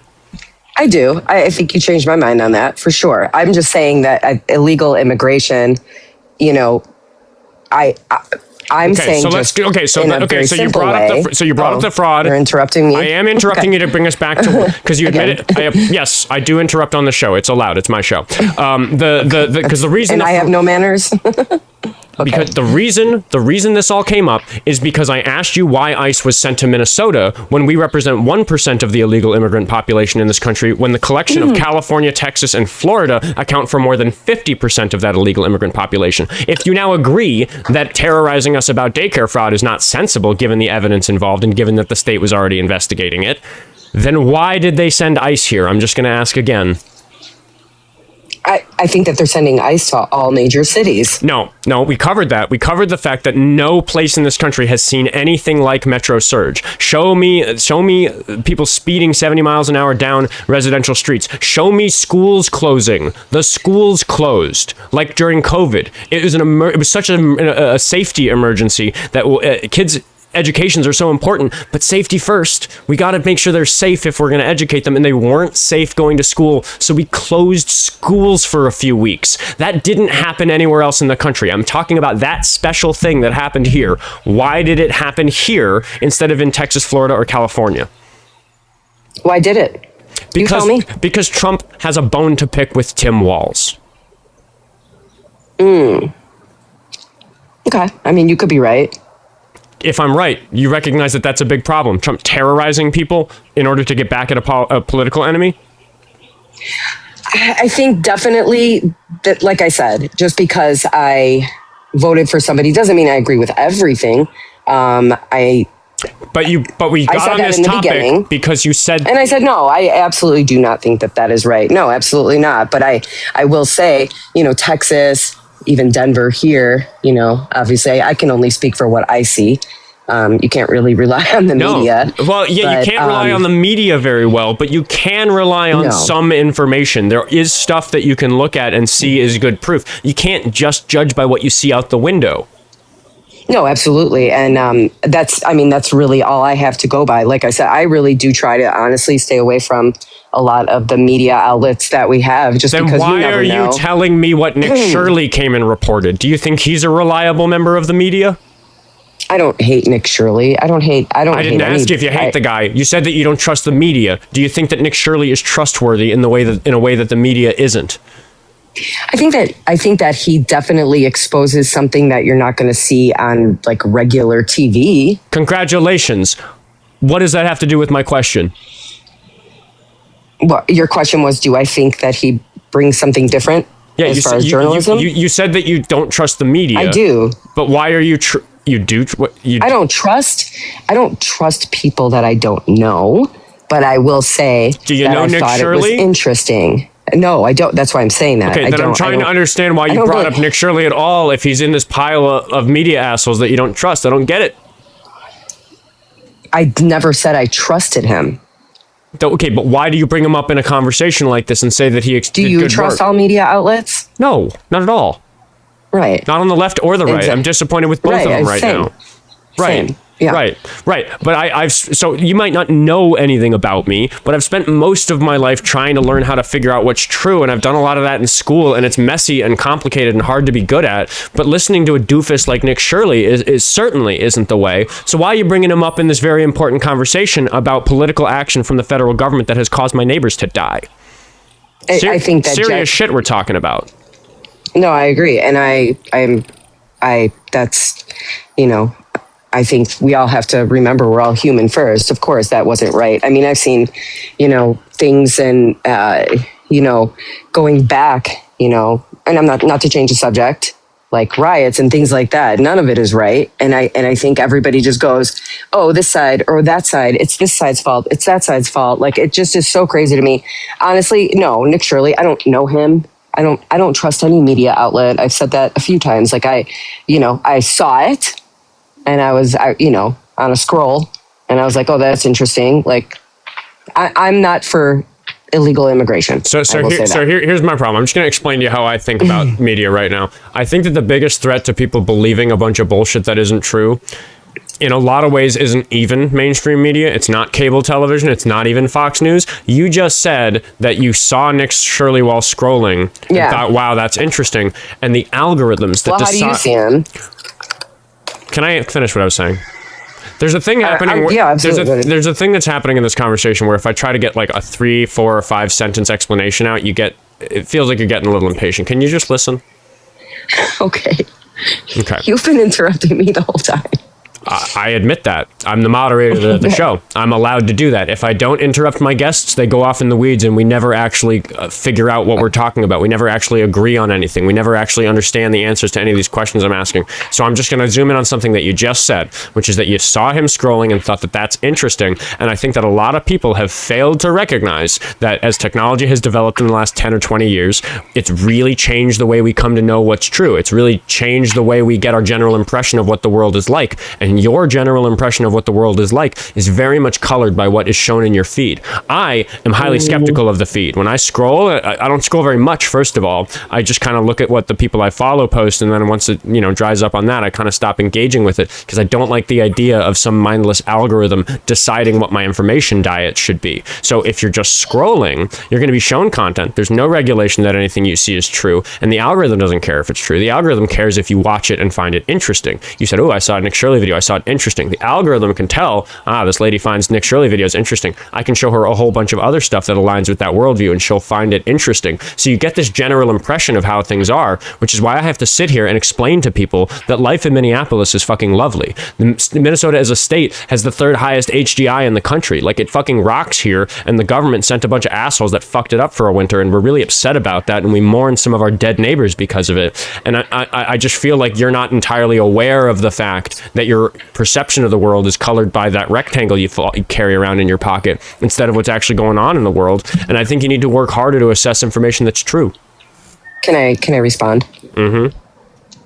I am not somebody that sits on the internet all day looking at feeds. It honestly maybe consumes 10 minutes of my day, if that, because I have a life and I have other things that are going on. Hence the reason why I don't really have the opportunity to watch much TV. So I am not depending on anything that I see. It's hard not to form opinions. I would say that. You just did that. You just told me that you saw Nick Shirley scrolling and that you found it interesting. And then you conceded that you were wrong after this rather combative conversation about what Nick Shirley did. But you were convinced of a thing that a moment ago you admitted was wrong. And the reason that you were convinced of it is because you saw Nick Shirley while scrolling and found it interesting. So I zoomed in and said, that's a problem. Scrolling, finding something interesting, and then being convinced of some bullshit is a big problem right now. And now you're on the defense saying you don't do that, even though that's exactly what we've just uncovered in the conversation. Many people do that. Hey, this whether is you're a Democrat or a Republican. This is producer Raven. I'd also like to point out that when she brought up the Somali fraud in the beginning, it was a whataboutism to begin with, and she said it with extreme vitriol. So she came in here very convinced that this was a huge problem. Yeah, you came in hot. What the heck?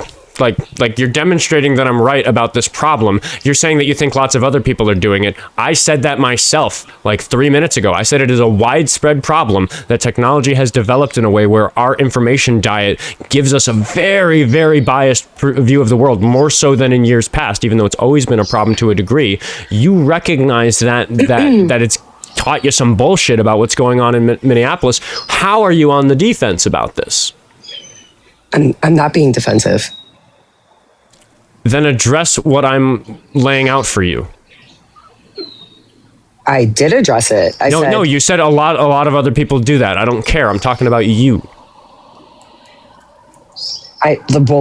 By me saying that, I'm saying that it does happen to people. Like, you do see things and you're like, oh wow, whatever. And you try not to form an opinion. You're telling me that you don't. You're telling me that you don't let the feed color your perception of the world. But we all 1,000 of us watching, just watched you get something catastrophically wrong because of something interesting you saw in your feed. Explain yourself. I'm not sure I am catastrophically wrong. I do think that you have a very good point.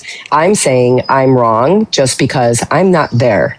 So I'm gonna believe you and trust your view because you live there. You see it with your own 2 eyes. I think that's the best way to talk to people. Like, you were there. You saw it. I don't even think you should. I don't even think you should just believe me. There's mountains of evidence of what happened in Minneapolis. You just have to look. Like, you don't have to take my word for it. It's just that you're taking Nick Shirley's word for it because he was interesting to you in your feed. Like, do you admit that that's what happened? Oh, absolutely, 100%. Okay, you shouldn't just. And take I think that happens too. That's why I'm actually bringing it up. It's like I have 3 daughters. Like I say the same thing to them. You know, not everything you read is the truth. Going on both ways. You know, like that's not why you brought that up, though. You brought that up as a whataboutism to try to deflect. I wasn't trying to deflect anything. I mean, it did come up as a whataboutism the way when you brought up the fraud situation, which again, like we're talking about ICE. It's kind of how everything. But we were talking about up. ICE, like again, I answered why I think it happened. But like, do you not see that what happened to like you believe me when I tell you that it was really bad here? You believe me when I tell you that it was terrorizing. You know some of my neighbors who died. It sounds like you believe me when I tell you that I did that bodyguarding work for kids in January, February, and March, which was fucking heartbreaking. But this question of like, why did that happen to my neighborhood? Why did that happen to my city? Why did Trump do that to us? Is not satisfied by anything other than he did it, you know, as a political move against Tim Walz, against sanctuary cities, against states exercising their 10th Amendment right to make their own laws, irrespective of certain laws made, or irrespective by things that aren't covered by federal law. So I take really serious issue with this happening, and I fall back to my greater accusation against you, which is that I think you'd give a much more of a shit if this was happening to you, but it's not. I think you're selfish. Thank you. I mean, like, what do you want me to say to that? Like, I think that's so rude, but like, you don't know me. I know you well enough to call you selfish based on the way you've navigated this conversation. Okay. You've also demonstrated it in the hypothetical Oscar gave when you gave no care that your employees were going to be too scared to show up to work. You only cared that you were going to lose business. Yeah, that hypothetical was reasonably effective at demonstrate that. I would do. You don't know me. I would do anything to help and protect my employees. In fact, I paid for them to go through the process. Quit your virtue signaling. You are more upset about me accusing you of being selfish than you are of my neighbors dying and those kids needing a bodyguard to get to school safely. I said that I expressed empathy in that situation. No, you didn't. Yes, I did. No, it took making it a financial problem for you to give a shit about what happened here. It's absolutely not true. Like I said, you don't know me. I do everything for my employees. Stop saying that I don't know you and defend the things you've said on my show. I said that would be terrible. But that's not my experience. Okay, right. It's not my experience. Right. But it's many people's experience, and you don't care about that. It is happening. Yes, I do. I never said I didn't care about that. You did when you told me that you supported Donald Trump as president. Okay, see, that's the problem here. Just because I support Donald Trump as president doesn't make me an unempathetic person or a racist or a fascist. Maybe I could have given you the benefit of the doubt of being such a doofus at the beginning of the conversation, but in light of the things that we have discussed, you are now definitely a bad person for still supporting Trump because he's the person doing all the things we're talking about. See, this is the problem. Because you think that just because you support, this is America.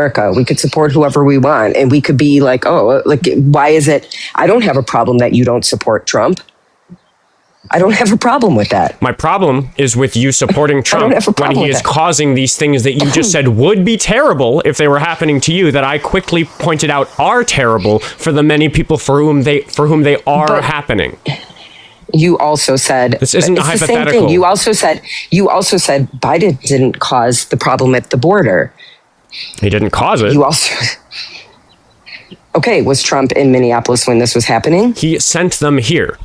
He was responsible for it. And Biden let all these people in then. I could say the same thing. It's the same thing. Did he send an order? Same thing. No, it's not the same thing. That's disingenuous. Yes, it is. No. How is it the same thing for Trump to order something to happen as opposed to Biden, who failed to respond to something that happened due to external factors? How is that the same thing? It's a failure. That's why. Oh, both ends. So you're just going to call both bad, and that makes it equal? That's fucking nonsense, and you know it. You're on the backs of your heels, and you're so afraid of actually engaging with the nuance of what Trump has done that you're just saying that all bad things are equal. And somebody who says that all bad things are equal is a very dangerous person in a society. I do not think that what is going on in Minneapolis is not bad. You know, I don't think that situation is right. Why did Trump shoot like down? I have family living there. I don't care that you have family living here. I live here. So sweet. Like, you're talking to somebody who fucking lives So here nice. right now. Like, why are you saying that? Like, it's going to give you tokenizing some people that maybe you know if you're telling the truth. I just don't get it. Like why isn't it an emergency to you that people's constitutional rights are being violated?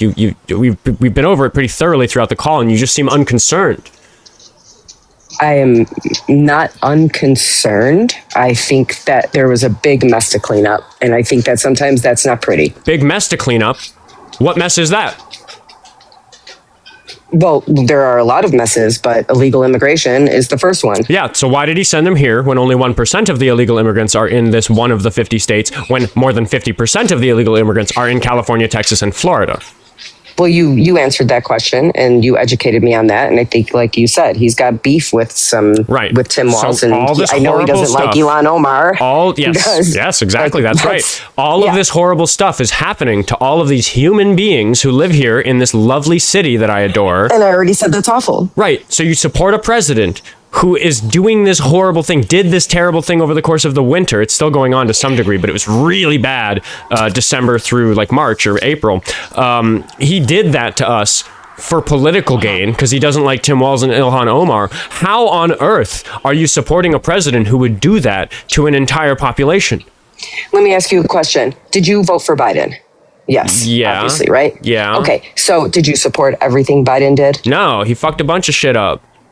Okay, I mean, he was a pretty decent president. He did same thing. Okay, you're not going to always agree with everything. Okay, so what is Trump doing that's so good that makes it worth it that I have to fucking walk through a grave site to go to work?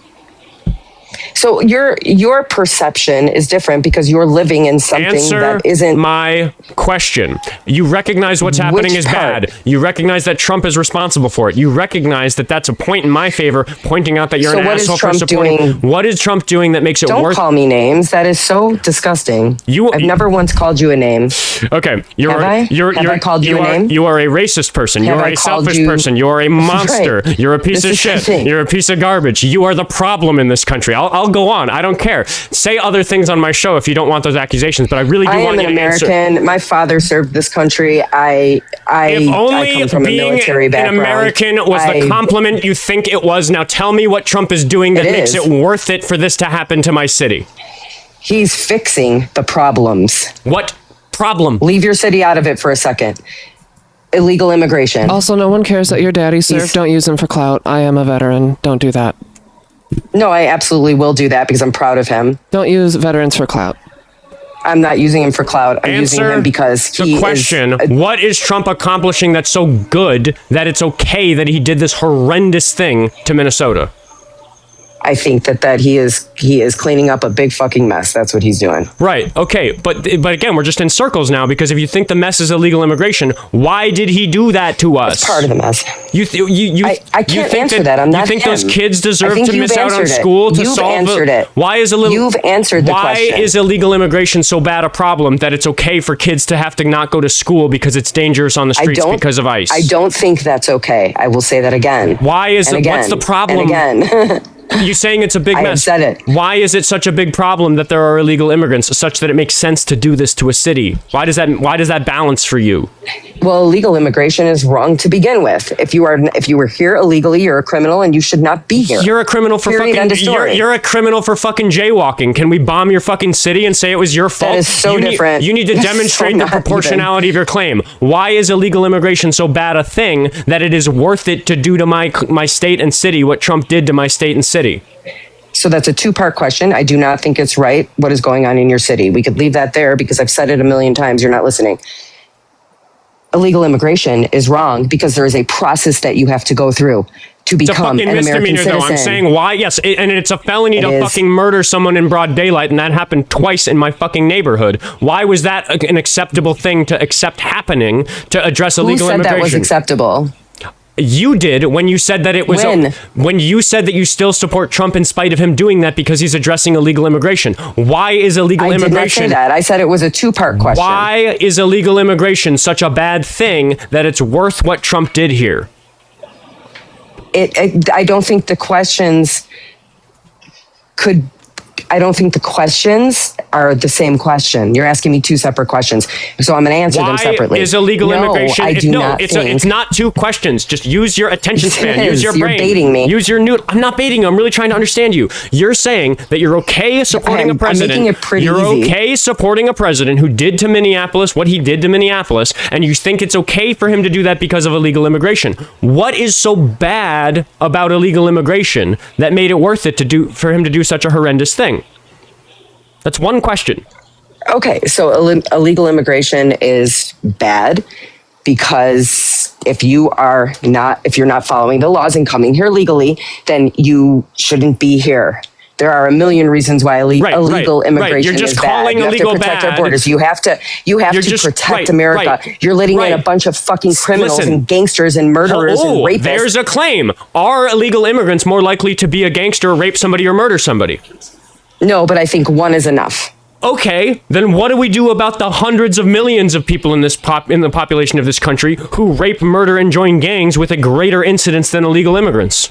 Well, hopefully we catch them and put them away for life. Okay, so why are you so focused on only 12 million of them? If you really cared about people who are victims of gang crimes, murders, or rapes, then you would go after everybody instead of this small subset of the population who are less likely to commit those crimes. It doesn't make any sense, lady. Why the fuck would you go after a small group of people who commit disproportionately few of those crimes? Because if you could save one life, is that not worth it? You'd save more lives if you went after everybody else. And they killed people to do it. They do have a system. We do have a legal system to put rapists, murderers, and whoever else behind bars. Right. Why are we inviting more in? Why? Why are we inviting more in? We invite more people in. Tell that to Laken Riley's mom and dad. Tell that to Laken Riley's mom and dad. I will say it to their face if I ever get the opportunity, because I'm a realist. Their daughter would still be here. Right. Their daughter would still be here. What do you say to all of the parents of people who die in school shootings in this country that are not caused by illegal immigrants? Right. I mean, so that's a whole nother topic. Yeah, but I'm just saying that you can't just zoom in on one. You can't just zoom in on one crime happening. I could find somebody who meets your description and say. So you're saying it's okay because we have other crimes here, so it's okay that those people lost their lives to illegal immigration. I'm saying that if you care, I'm saying that if you care about the victims of the crimes you're concerned about, this approach is fucking nonsensical. It is absolutely not. 100% not. What's going to catch more murderers? Investigating citizens or investigating illegal immigrants? I think that if we had... What's going to catch more murderers? Investigating citizens or investigating illegal immigrants? Both. Which one will catch more is the question. I have no idea.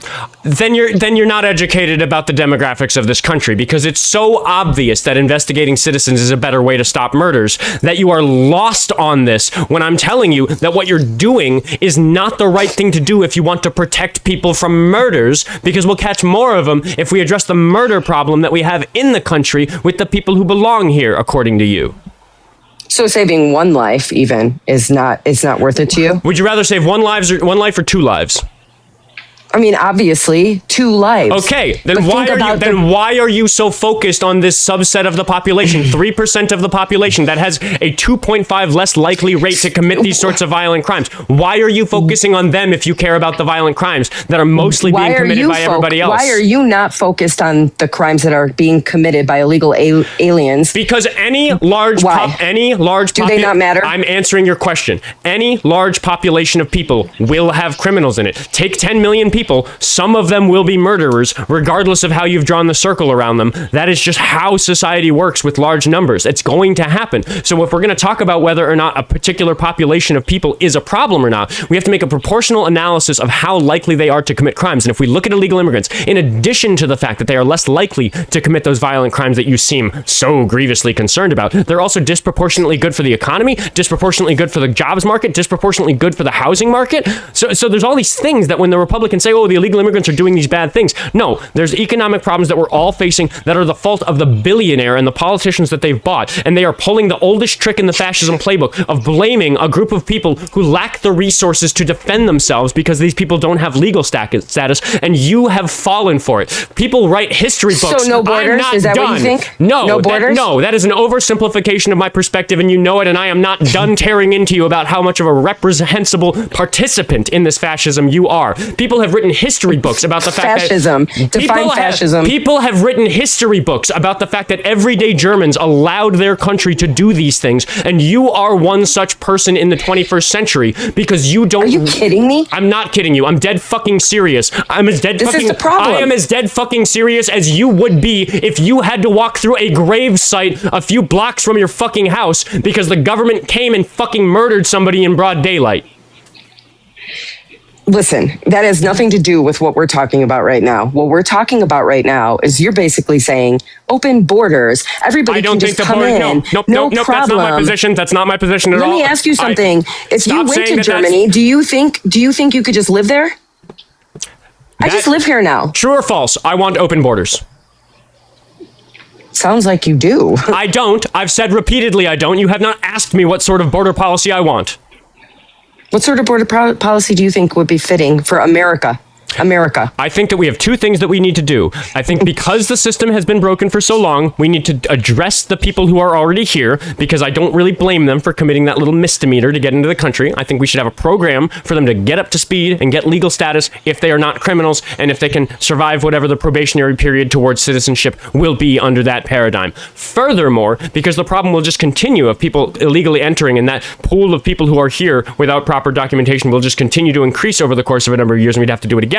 What we need to do is expedite the immigration process. The country is thirsty for immigrants. We have a lowering birth rate because of prosperity in this country, and over the course of decades, that's going to cause a real problem on our age histogram. It's going to become a little bit top-heavy, and that's really, really bad. That's a problem that every successful nation has to deal with eventually. There's countries like Japan that aren't dealing with it very well. Because of that, I think we want more immigrants, so we should make the process much faster and easier by investing in more judges and whoever's job it is to process those applications, instead of armed thugs who do the things to communities that you yourself admitted were reprehensible. That's what I think we should do. It should still be illegal to cross the border without doing the process. I just think the process should be way easier. I agree with that. And stop telling me that I want fucking open borders. You're just a fucking jack in the box of talking points instead of being a serious person. People are fucking dying. Take this seriously. Who said I didn't take it seriously? Me, just now. You listen. You told me I had no manners. You're a name caller. You like, deserve it. I deserve it. Yeah, I have enough. I have manners, and I decide when not to use them with somebody such as yourself. But I do have them. Why? Because I'm a Trump supporter.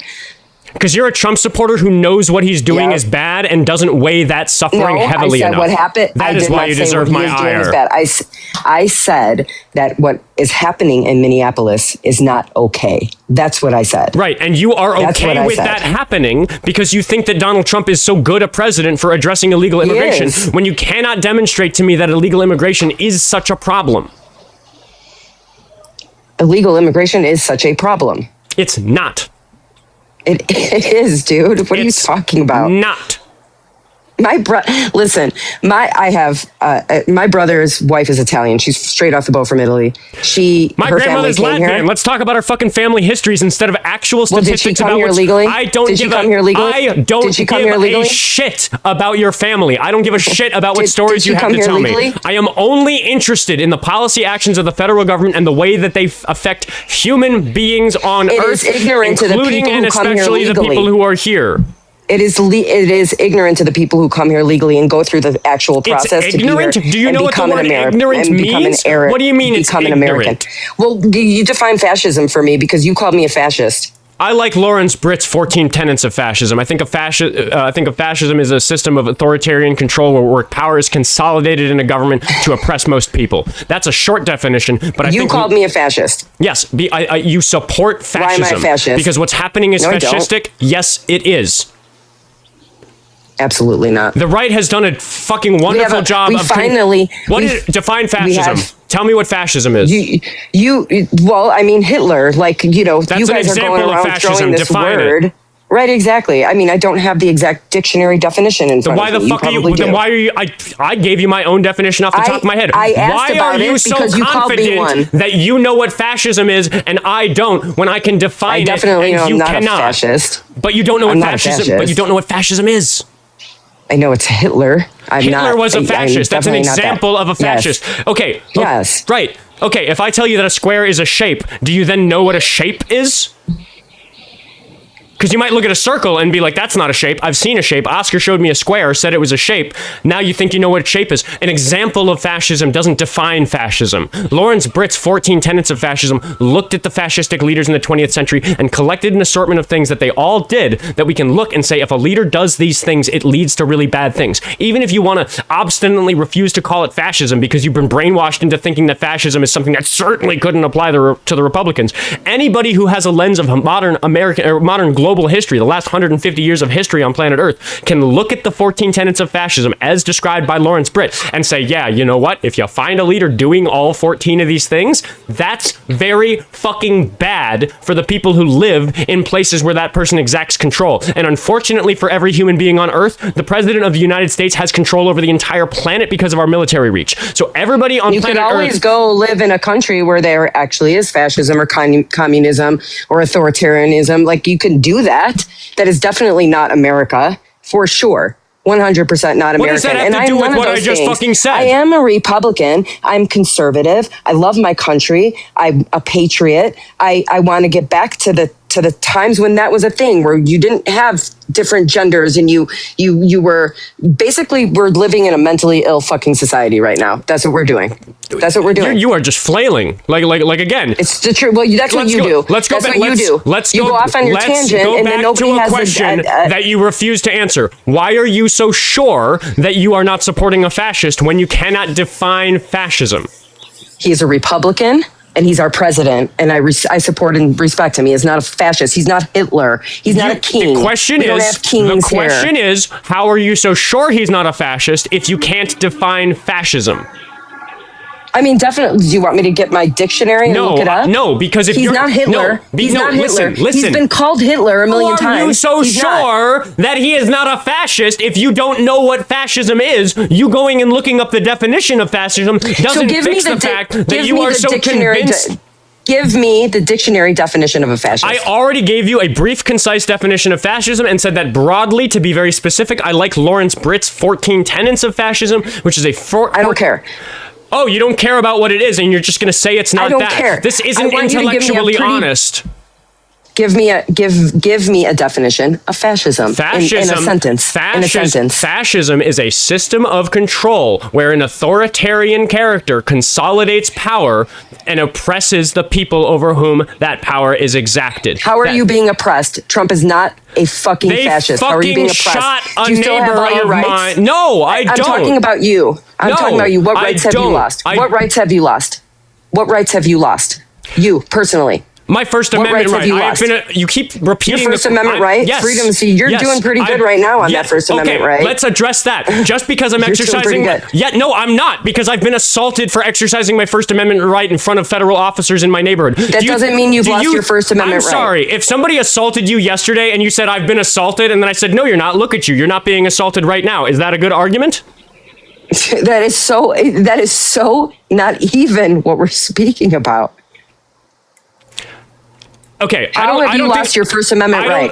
How have you lost your First Amendment right? You're using your listening ears. What rights have you lost? Stop yelling at me. I'm trying to answer you. What rights have you lost? My First Amendment right, we're not done assessing that. You've declared that I didn't. I have a question for you that I'm going to insist you answer. If you were assaulted yesterday, you said somebody punched me in the face. Answer mine first. No. Answer mine first. Nothing happens next but you answering this line of questioning. I am in charge. Answer you mine can run first. if you want. I will not answer yours first. I will ask a question that I just asked a moment ago. If you want to keep stalling, you can, but it's nothing is going to happen next by you recognizing this analogy. Sure. If you came to me and said that you were assaulted yesterday, would it make sense for me to say you're not being assaulted right now, therefore you were not assaulted yesterday? Absolutely not. Okay, so why are you telling me that my First Amendment right isn't being violated in this exact instant when I am talking about it being violated on other occasions? I mean, how is it violated? By my being assaulted by federal agents. Have you been? You're not letting me answer. Why do you keep? You're so upset about the interrupting, but you're asking me direct questions, and I'm trying to answer them. I just want to know what rights you've lost. Sure. my First Amendment right because I have been assaulted by federal agents for doing nothing wrong, for exercising my First Amendment right. There's footage of it. It's on this TikTok account. Scroll all the way back to January and February, and you can see videos of them threatening me, brandishing mace, shoving me, pushing me. You can see that happening to multiple other people. There's a mountain of evidence of it. Much of the footage that you might have seen of it is footage that I filmed because I got my foothold on social media by going out into my neighborhood and filming the misdeeds of ICE agents that I have to sit here and pretend that there's even good cause for me to have to convey to you that they happened, even though there is so much footage of it. It drives me fucking insane to think that people like yourself have so occluded what's happening in the world by scrolling through Nick Shirley videos on your fucking social media algorithms that you're gonna sit here and tell me that this shit didn't happen to me when it did and I filmed it. I never said it didn't, but I will say this, and I'm gonna respond to that. It's like if I walked up to somebody on the street and I was like, fuck you, bitch, and she hit me. Do I say that my First Amendment right was taken away from me? No, that's called fuck around and find out. The First Amendment right does not fuck around and find out. The First Amendment right protects you from the government, not a person on the street. That's why that's not an example of the First Amendment being violated. So how is the government taking away your First Amendment right? You probably got in the way of something that you shouldn't have. And then you found out what happened. No, I'm telling you that I stand on the street corner and I yell at ICE agents from a safe distance and they assault people for that. You are just making up that I've committed some crime that warrants their behavior, when what I'm telling you is that there's a mountain of evidence of people not doing that, not committing a crime that warrants their rights being violated. You are uninterested in looking at that evidence. Why? Because you don't give a fucking shit. Because you like Daddy Trump. Because your husband probably likes Daddy Trump. Because you see a world where you get to be rich and white and run your business and not care about the suffering of the people who you hire to make the fucking money that you use to buy the bread you fucking eat. You benefit enough from this system to not care about the suffering that it causes, and that makes you complacent in fascism. And history will watch moments like this. They will see, look at this guy on TikTok in 2026. Look at this person who otherwise seems like a perfectly normal person. What other rights have you lost? Oh, I'm sorry. Is the First Amendment not enough? Are you not concerned about that? You haven't lost your First Amendment right, dude. You're doing pretty good. Go fuck yourself. You're just it's the truth. No. It's not true. Ma'am, there will be blood on your hands. More people will die. When this happens, you will spend the rest of your life ashamed of this conversation. I hope for the rest of your life people play moments from this conversation to you and say, no, you don't get to say that you regret that happened. You're like you don't a whiny little baby. Yeah. You're not even answering questions. I'm the whiny fucking baby? How about the fucking children who need to carry fucking passport cards to avoid being detained for the color of their skin? Do you not care about those babies? Right now, we're in a time in our country where we are trying to figure out the illegal immigration part. And if your baby has to carry a passport card... Camera on if you want to stay on my show. That's what they have to do. Camera on if you want to stay on my show. I want this speech to be associated with your personality for the rest of your life. Let's do it. Turn your camera on. I don't know. Hold on a second. I sent you the invite. Okay, I might not be... You safe. have the privilege. I know, but I'm walking around, so I'll just let you... That's fine. Hold on a second. You don't need to stay on it. That's fine. I just so many people who I don't have a problem showing my face. Why do I have to be scared of that? I'm not afraid of that. So here's the thing. I see that you are passionate about what you believe, which I think is awesome. And I don't think that is wrong. I think that everybody should have different ideas, different experiences, and I'm not downplaying your experiences. Mine are a lot different than yours. You referenced my husband. My husband killed himself 2 years ago in my home. He hung himself in front of my 3 daughters and myself. You don't know me, okay? All right, and I'm not saying that should be the basis of any conversation. I'm very sorry that happened to you, but I just want you to say it on camera that children whose skin color isn't white should have to carry documentation. I would never said that. But you support Donald Trump as president. Do you think that there are... Hold on, stop. You think that all immigrants are brown skin? That's not what I said. Yes, you just did. No. You said, admit that you said all children who aren't white have to carry a passport. Well, no, it's not that I didn't say that all immigrants aren't white. I said that I never said that. I said the ones that aren't white have to carry their fucking papers because the Supreme Court has allowed ICE agents to detain people based on the color of their skin. Let me tell you something. No, you're going to tell me exactly one thing, which is, I'm sorry, I'm not done answering you can point your fucking sausage finger at my camera all you want. It's not going to change the power structure on this show. Yeah, I like saying offensive people to people like yourself. Yeah, you get snagged on it. It's fun for the audience. Fucking cope with it. I don't give a shit. I want you to say the words. I have not once insulted you. You are a child. I don't fucking care what you think. Oh, I'm a fucking child. Adorable. Tell me that people whose skin isn't white should be carrying papers. I never said that. Okay, do you think that they shouldn't carry their papers? Do you think that they shouldn't carry their papers? I'm going to answer your question. Let me answer your question. That's how it works when you have an actual conversation. I'm going to answer your question. Right now, with the state of the world, especially with immigration, if I was here legally and going through a process and my children, now I'm the same person I am right now. I'm a white girl, okay? I would definitely make sure that no matter where I went, I always have my papers to prove that, especially right now. So you think that children who are not white should have to carry their papers? Why are you referencing a color? Because the Kavanaugh stops, as allowed by the Supreme Court, the decision was written by Brett Kavanaugh, says that ICE agents are allowed to detain people based on the color of their skin or the accent with which they speak English. And because of that fact, children in my community who are not white have to fucking carry papers so they don't get detained. And because you support that, I just want to make sure we're very clear that yes, you think that those children of color should have to carry their papers to prevent detention. I think everybody who is illegal right now should definitely. I'm not talking about illegal immigrants. I'm talking about citizens whose skin isn't white. No, if you're a citizen, I don't think that you have anything to worry about. Okay, so so those children who are carrying passport cards to prevent being detained from ICE, they're just being silly? Is that what you think? You don't think it's advisable for them to carry their papers given what's going on? I think that if you are in the process of legally No. I'm just talking about any person who's saying. Okay, here's the deal. Imagine you're a kid. You're 15 years old. Your skin isn't white. You were born here. You are a citizen. You're going to school. ICE is very active in your neighborhood, and you've heard that the Supreme Court has allowed them to detain people based on the color of their skin or the accent with which they speak English. So your mom says, here's your passport. Don't lose it. Keep it in your backpack. You need to show it to the armed men if they stop you because of the color of your skin. I'm asking if you think that that is an okay situation that we have on our hands. I don't think so. I don't know. I feel like I said, if I had children and I was of a different color, yeah, I'd probably be a little scared right now, truthfully.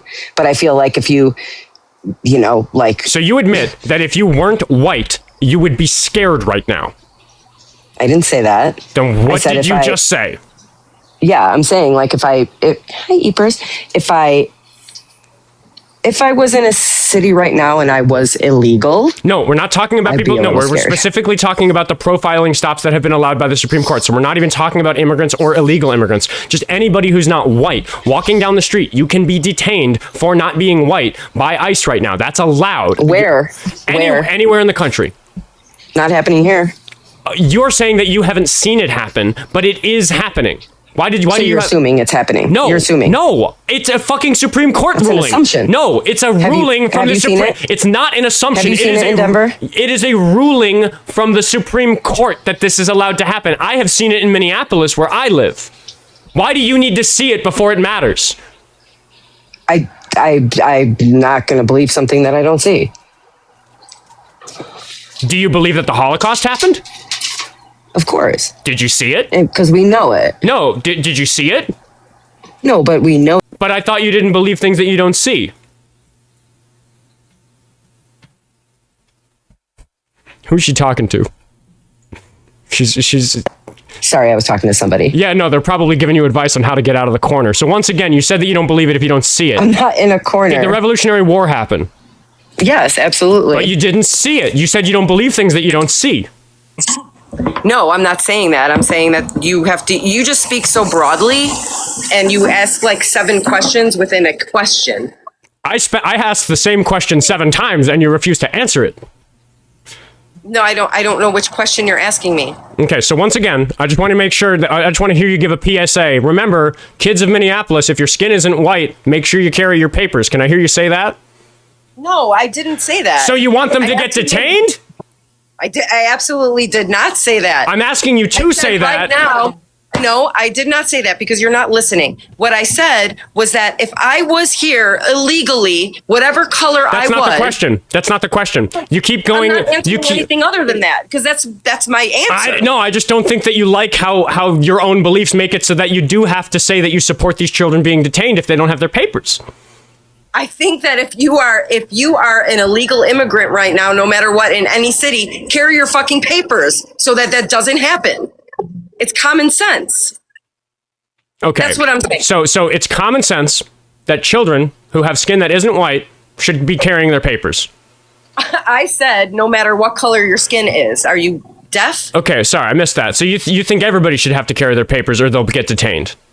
I think that right now, if you are an illegal immigrant... I'm not talking about illegal immigrants. We were talking about everybody.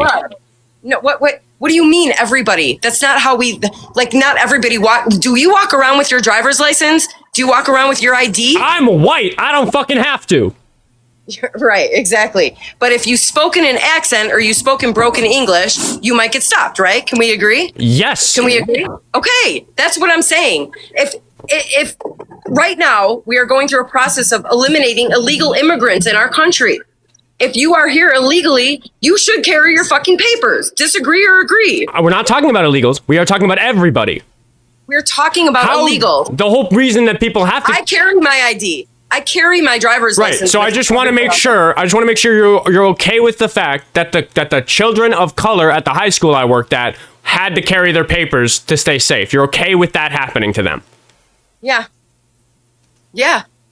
Yeah, anything to keep your children safe. If you're saying it's as bad as it is in Minneapolis, why not? I'm saying it's fucking awesome here, except for the fucking federal agents that Trump is sending to fuck it up. It doesn't have to be dangerous. The danger isn't the immigrants. It's the fucking federal government. Well, if Biden didn't fuck up the border to begin with, you wouldn't be going through that problem, would you? I'm sorry, we already fucking covered that. Are you not aware of what caused... No, is that an uncomfortable spot for you? No, it's not an uncomfortable spot at all. It's uncomfortable that I have to talk to people like you for a fucking living. You're a monster, lady. Monster. Your kids are going to stop talking to you when this is over. What? I hope they do. You deserve it if they do. You need to grow up. You shouldn't have this show if you can't. You don't like anybody that doesn't fucking agree with you. I think I take a lot of issue with people so privileged as yourself not caring about the suffering of children. I'm sorry. The suffering of children is a bit of a sticking point for me. What makes you think I'm privileged? Because I'm white? You said you run a fucking restaurant. I used to run a restaurant. What percentage of this... Are you paycheck to paycheck?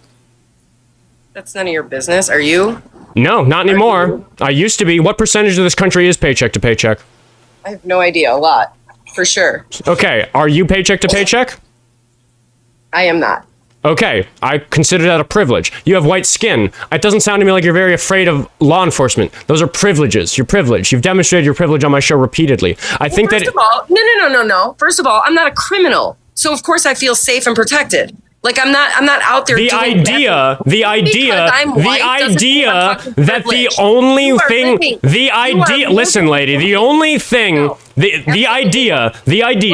shut up, listen, white privilege doesn't fucking exist? Holy shit, dude, what the fuck is happening on my show? The idea that the only reason a person would have to be afraid of law enforcement is because they've committed a crime demonstrates that you have white privilege. Absolutely not. 100% no. That's white privilege does not fucking exist. Can I get that one more time for the big screen? 100%. It does not exist. White privilege doesn't exist. My neighbor, who could be a different color than me, what can they do that I can't fucking do? What? We all have the same... You can walk down the street without your papers without getting detained, according to the Supreme Court. That's a privilege that you have because you're white. No, absolutely not. Do you not agree that that is the ruling of the Supreme Court? No, do you think because I'm not illegal. But it's not about whether or not you're illegal. The Supreme Court ruling is about skin color. No, absolutely not. What is going on right now with illegal immigration is because they're fucking here illegally, not because they're black or white or brown or yellow. But they're being detained because of the color of their skin. They're being detained because they're illegal. Okay, how do they know that they're illegal before they detain them?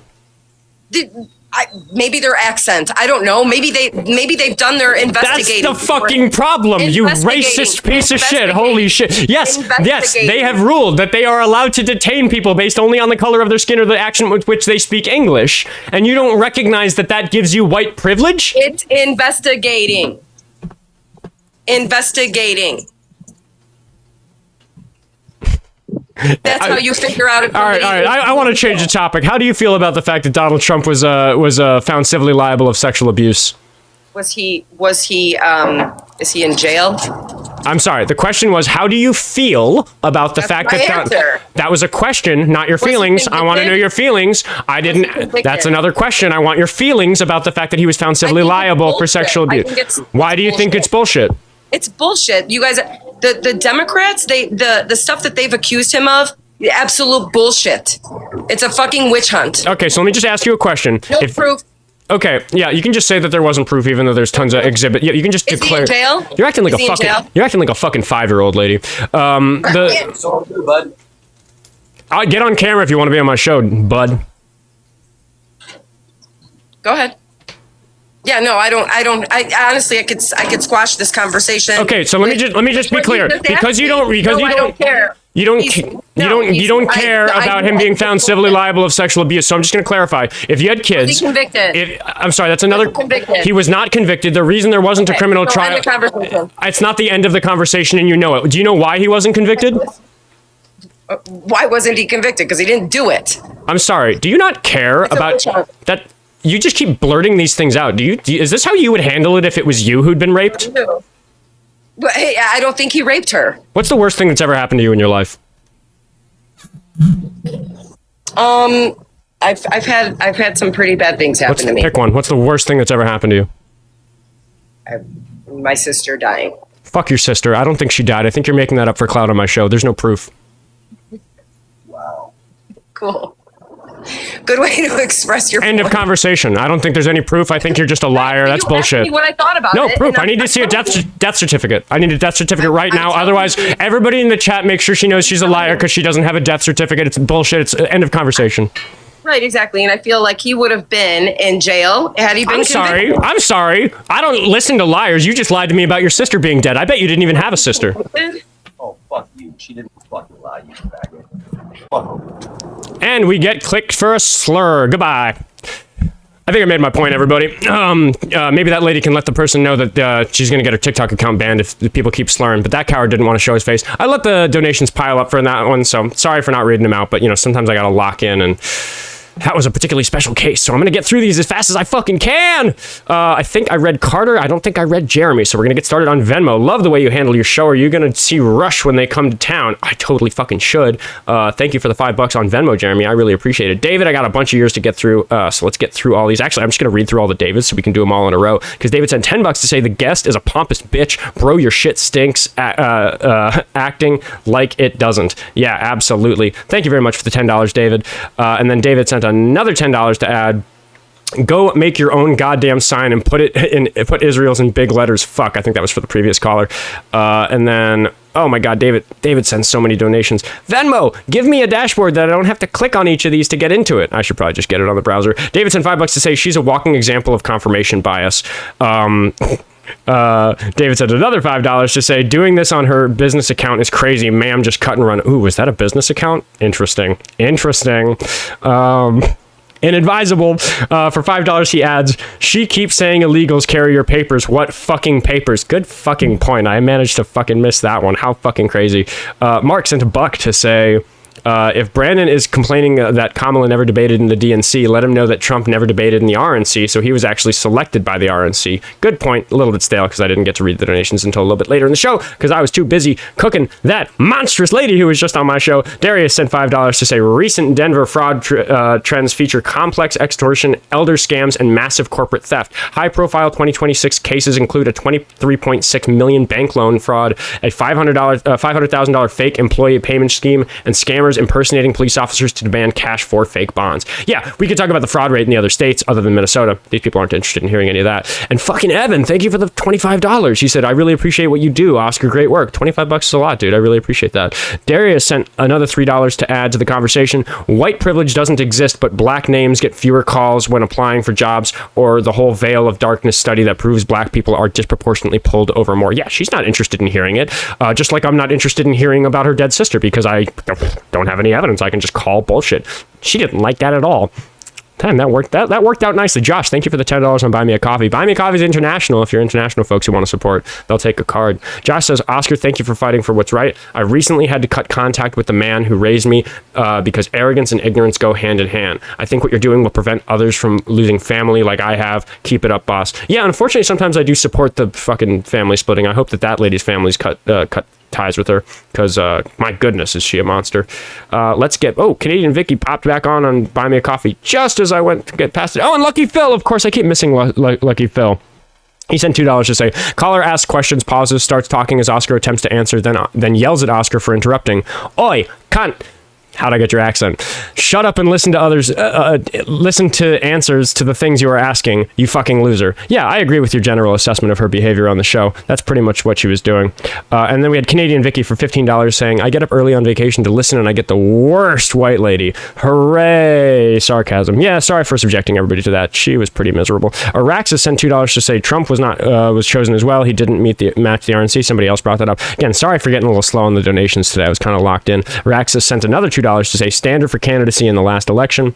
Once again, on that same thing from previously. And then Kathleen sent $20 to say for holding her feet to the flames. Love you, Oscar.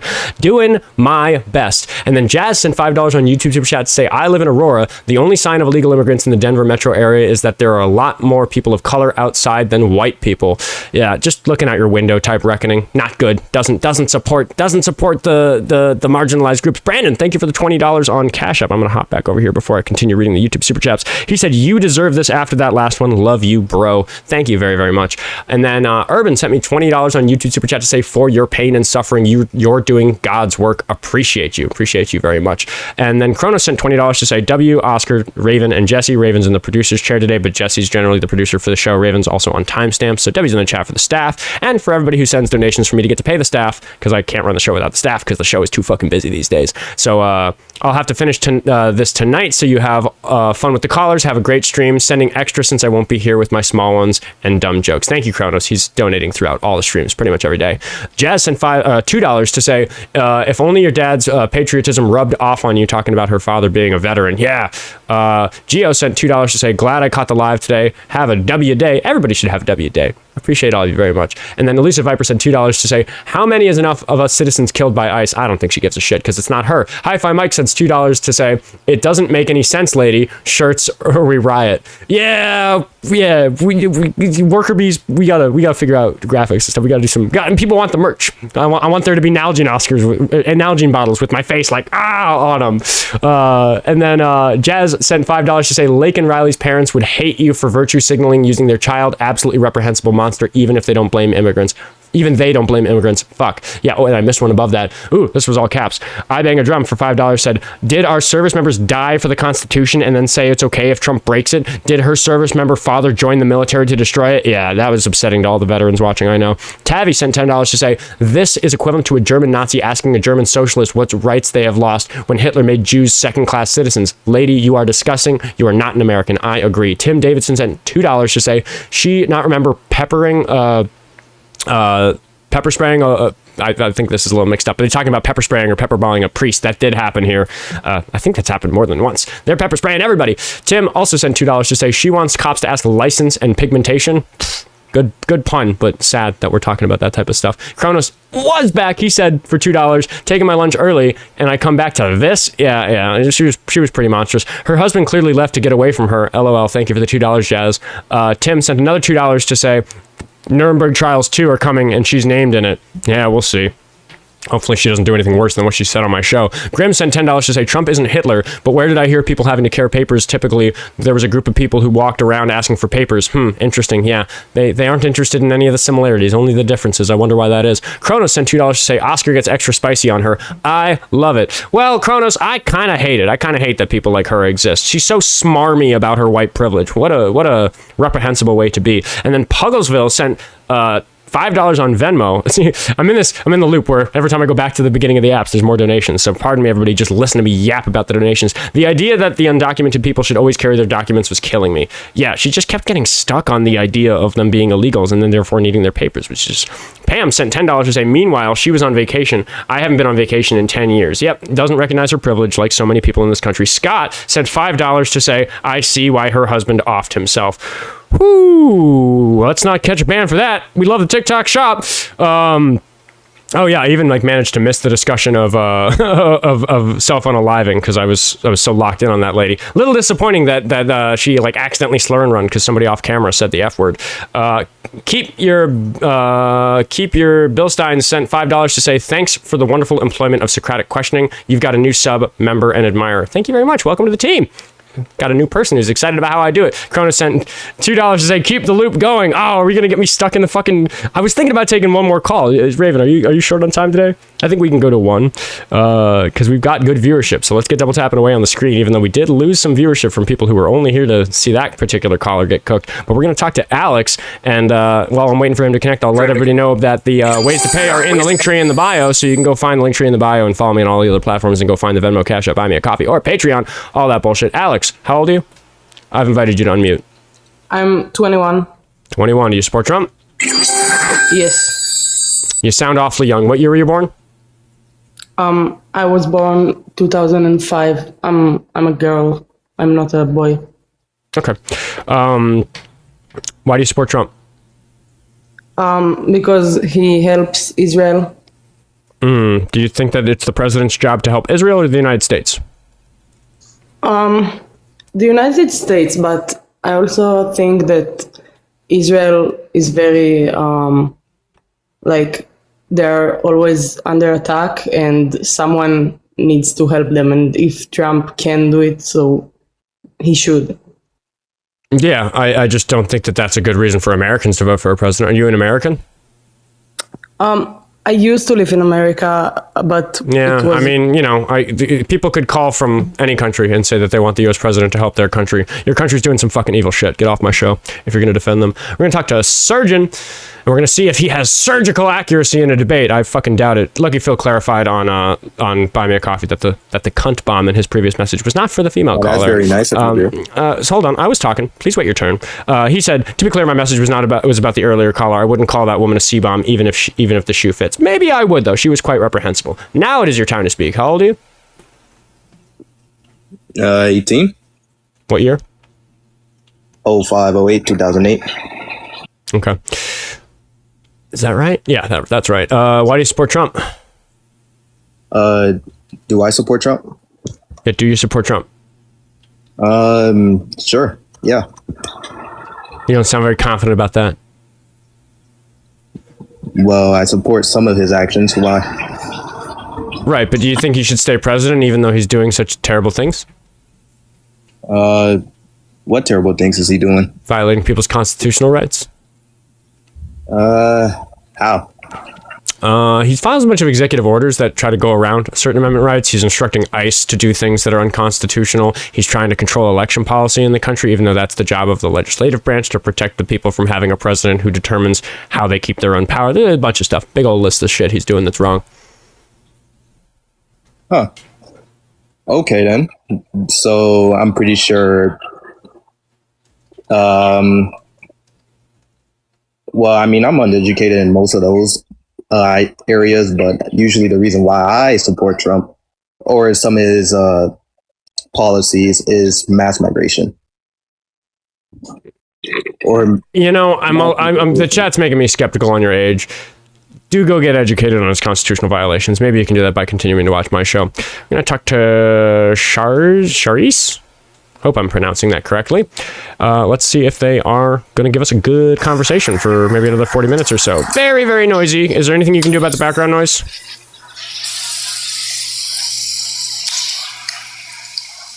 I don't think that she meant to join. Indigo sent me $5 on Cash App to say white lady was insinuating that non-white are illegal. Yeah, she kept on saying illegal when I said non-white, and that just, we were stuck on that loop for a fucking minute there. Craziness. We're going to talk to Born Free. We're going to see how he feels about things like birthright citizenship, if it matters where you're born, stuff like that. I don't know. We'll see what he wants to talk about. How old are you? And I think you're done standing in your own way, Hello. aren't you?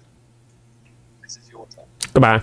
We're going to talk to Chaos Coordinator, who I believe I've spoken to before. At least I recognize the username. Maybe it's a friendly who's been in the chat. Not sure. We shall see.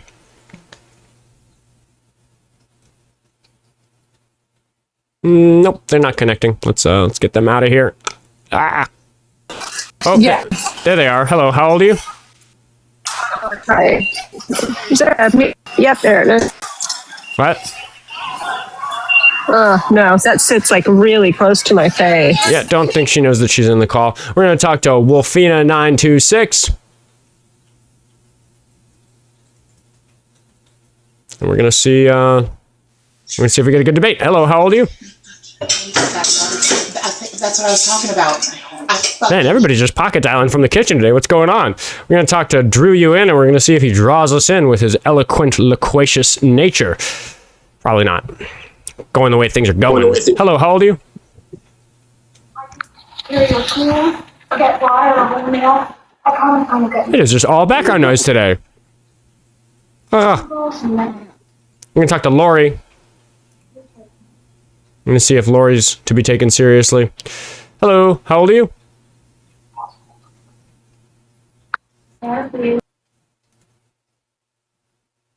Drew Yuan, are you back? Nope, he's not. Lori, are you there? Hello? Lori? They're not connecting. Man, it was just all pocket dials. People were just so furiously tapping away on the screen because that lady was up here making a fool of herself. Oh, let's talk to David. Let's see what's going on with David. See how David's doing today. I think we know how David's doing today. How you doing, David? What are you, 50? What? How old are you again, David? 32. 32. Oh. I don't know why I always think you're older. Oh, God, we're so close in age. What are we talking about today? How old are you? 31. Oh. Yeah. Almost 31. What are we talking about today? I kind of was watching you with that lady, and you were yelling at her. I was yelling at her. Yeah. Like, why did you yell at that lady? Because she was very calm. Ah, no, fuck that. I don't care that she was calm. Just because the other person's calm doesn't mean you're not allowed to yell. She was being reprehensible. A discussion if you yell. Yeah, it wasn't a discussion the way that she was talking either. Did you listen to the beginning of the call? You were lecturing her. Some people need to be lectured. Is that right? We need to be lectured? You need to be lectured. So, what, until we agree with you, we should be lectured? I mean, with people like you, it's more about just like being able to have a functional conversation where people take you seriously. Well, you are a disingenuous caller where you really just try to obfuscate the nature of the conversation and get away from what's being talked about by asking questions. You said, what do I want to talk about? And I wanted to talk about why you were yelling at that lady. Because she supports fascism and she has really extreme white privilege and fails to recognize it. And she was a smarmy bitch while she was at it. What does any of that mean? You're also a smarmy bitch, so you should know what that means. What does any of that mean? David, you know I'm not going to take you seriously, right? What? How is that? I'm pretty averse to calling women bitches, but I'll call her a bitch, and I'll call you a bitch because you're both bitches. That's childish. You're 31. Oh. You walk around doing that in person to people? You don't think that you behave childishly on my show? I do behave that way in person. I'm not afraid to tell people bitches. Oh yeah.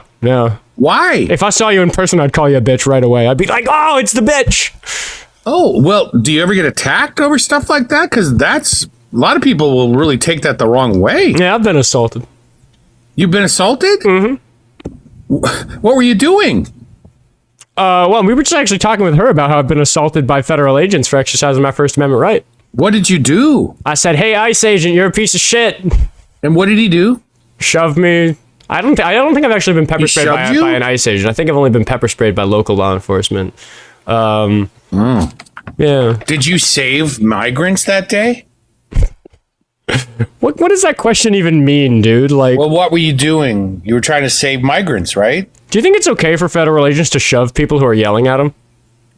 Why are you yelling at someone doing their job? Do you think it's okay for federal agents to shove people who yell at them? What part of peaceful protest does that come into? Do you think it's not considered peaceful to yell? What is the definition of a peaceful protest? Will, thank you for the $3 on Venmo. I really appreciate that. He said, "Can you give me the definition of a peaceful protest?" Will sent me $3 because bitch David is on the live. Thank you, Will. I really appreciate that very much.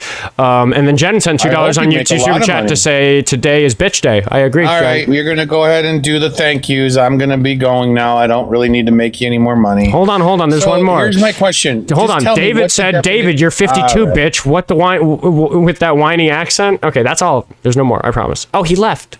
Oh, what a bitch. We're going to talk to Surgeon's back. We're going to talk to Powerdingle. We're going to see if he's a dingling.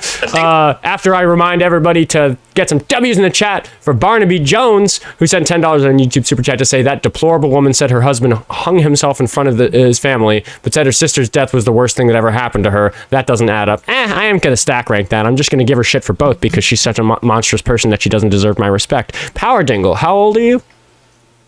Me, I am 19. Do you support Trump? No, I actually came up here to tell you thank you. Like, can I just say something real quick, man? Sure. Like, I know a lot of illegal people. Like, I'm Mexican myself. Mm-hmm. Literally half of my family, illegals, all really nice people. And I just really like how you, like, my bad, how you are, like, supporting us and all that. Because, it's really dangerous out here, man.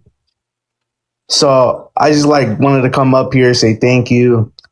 I want to pay my respects to you and just keep doing what you're doing, man. Appreciate Thank you, man. I don't, it's a little thankless sometimes up here, so I really do appreciate you coming and getting some airtime. We're trying to look out for you. All right. I'm gonna leave so you can get the Trump people up here so you can demolish them. All right. Bye. Thank you. W's in the chat. It's nice that I get some direct interface with the people who appreciate what I'm doing, because people like David are just going to say oh, were you helping? And it's like, well, you know what? The people who I'm protesting for, they appreciate what I'm doing. You can be a bitch about it all you want. But I'm just not interested in hearing it from people who it's not going to affect. But I am quite interested in hearing from people who it is going to affect. So I appreciate those moments. That's very nice. Oh, David's back. I'm glad he's back. He's back just in time to hear that Liaga sent $20 to say, bitch, David, you earned another 20. Thank you, David. Yeah, you're welcome. You should pay me. Hey, you should actually pay me. So then here's the thing. When you called him a bitch for doing his job, what did that do to help migrants? You want to get back in the conversation? The conversation was, there was a question you refused to answer, which is that, do you think that federal agents should assault people who exercise their First Amendment right?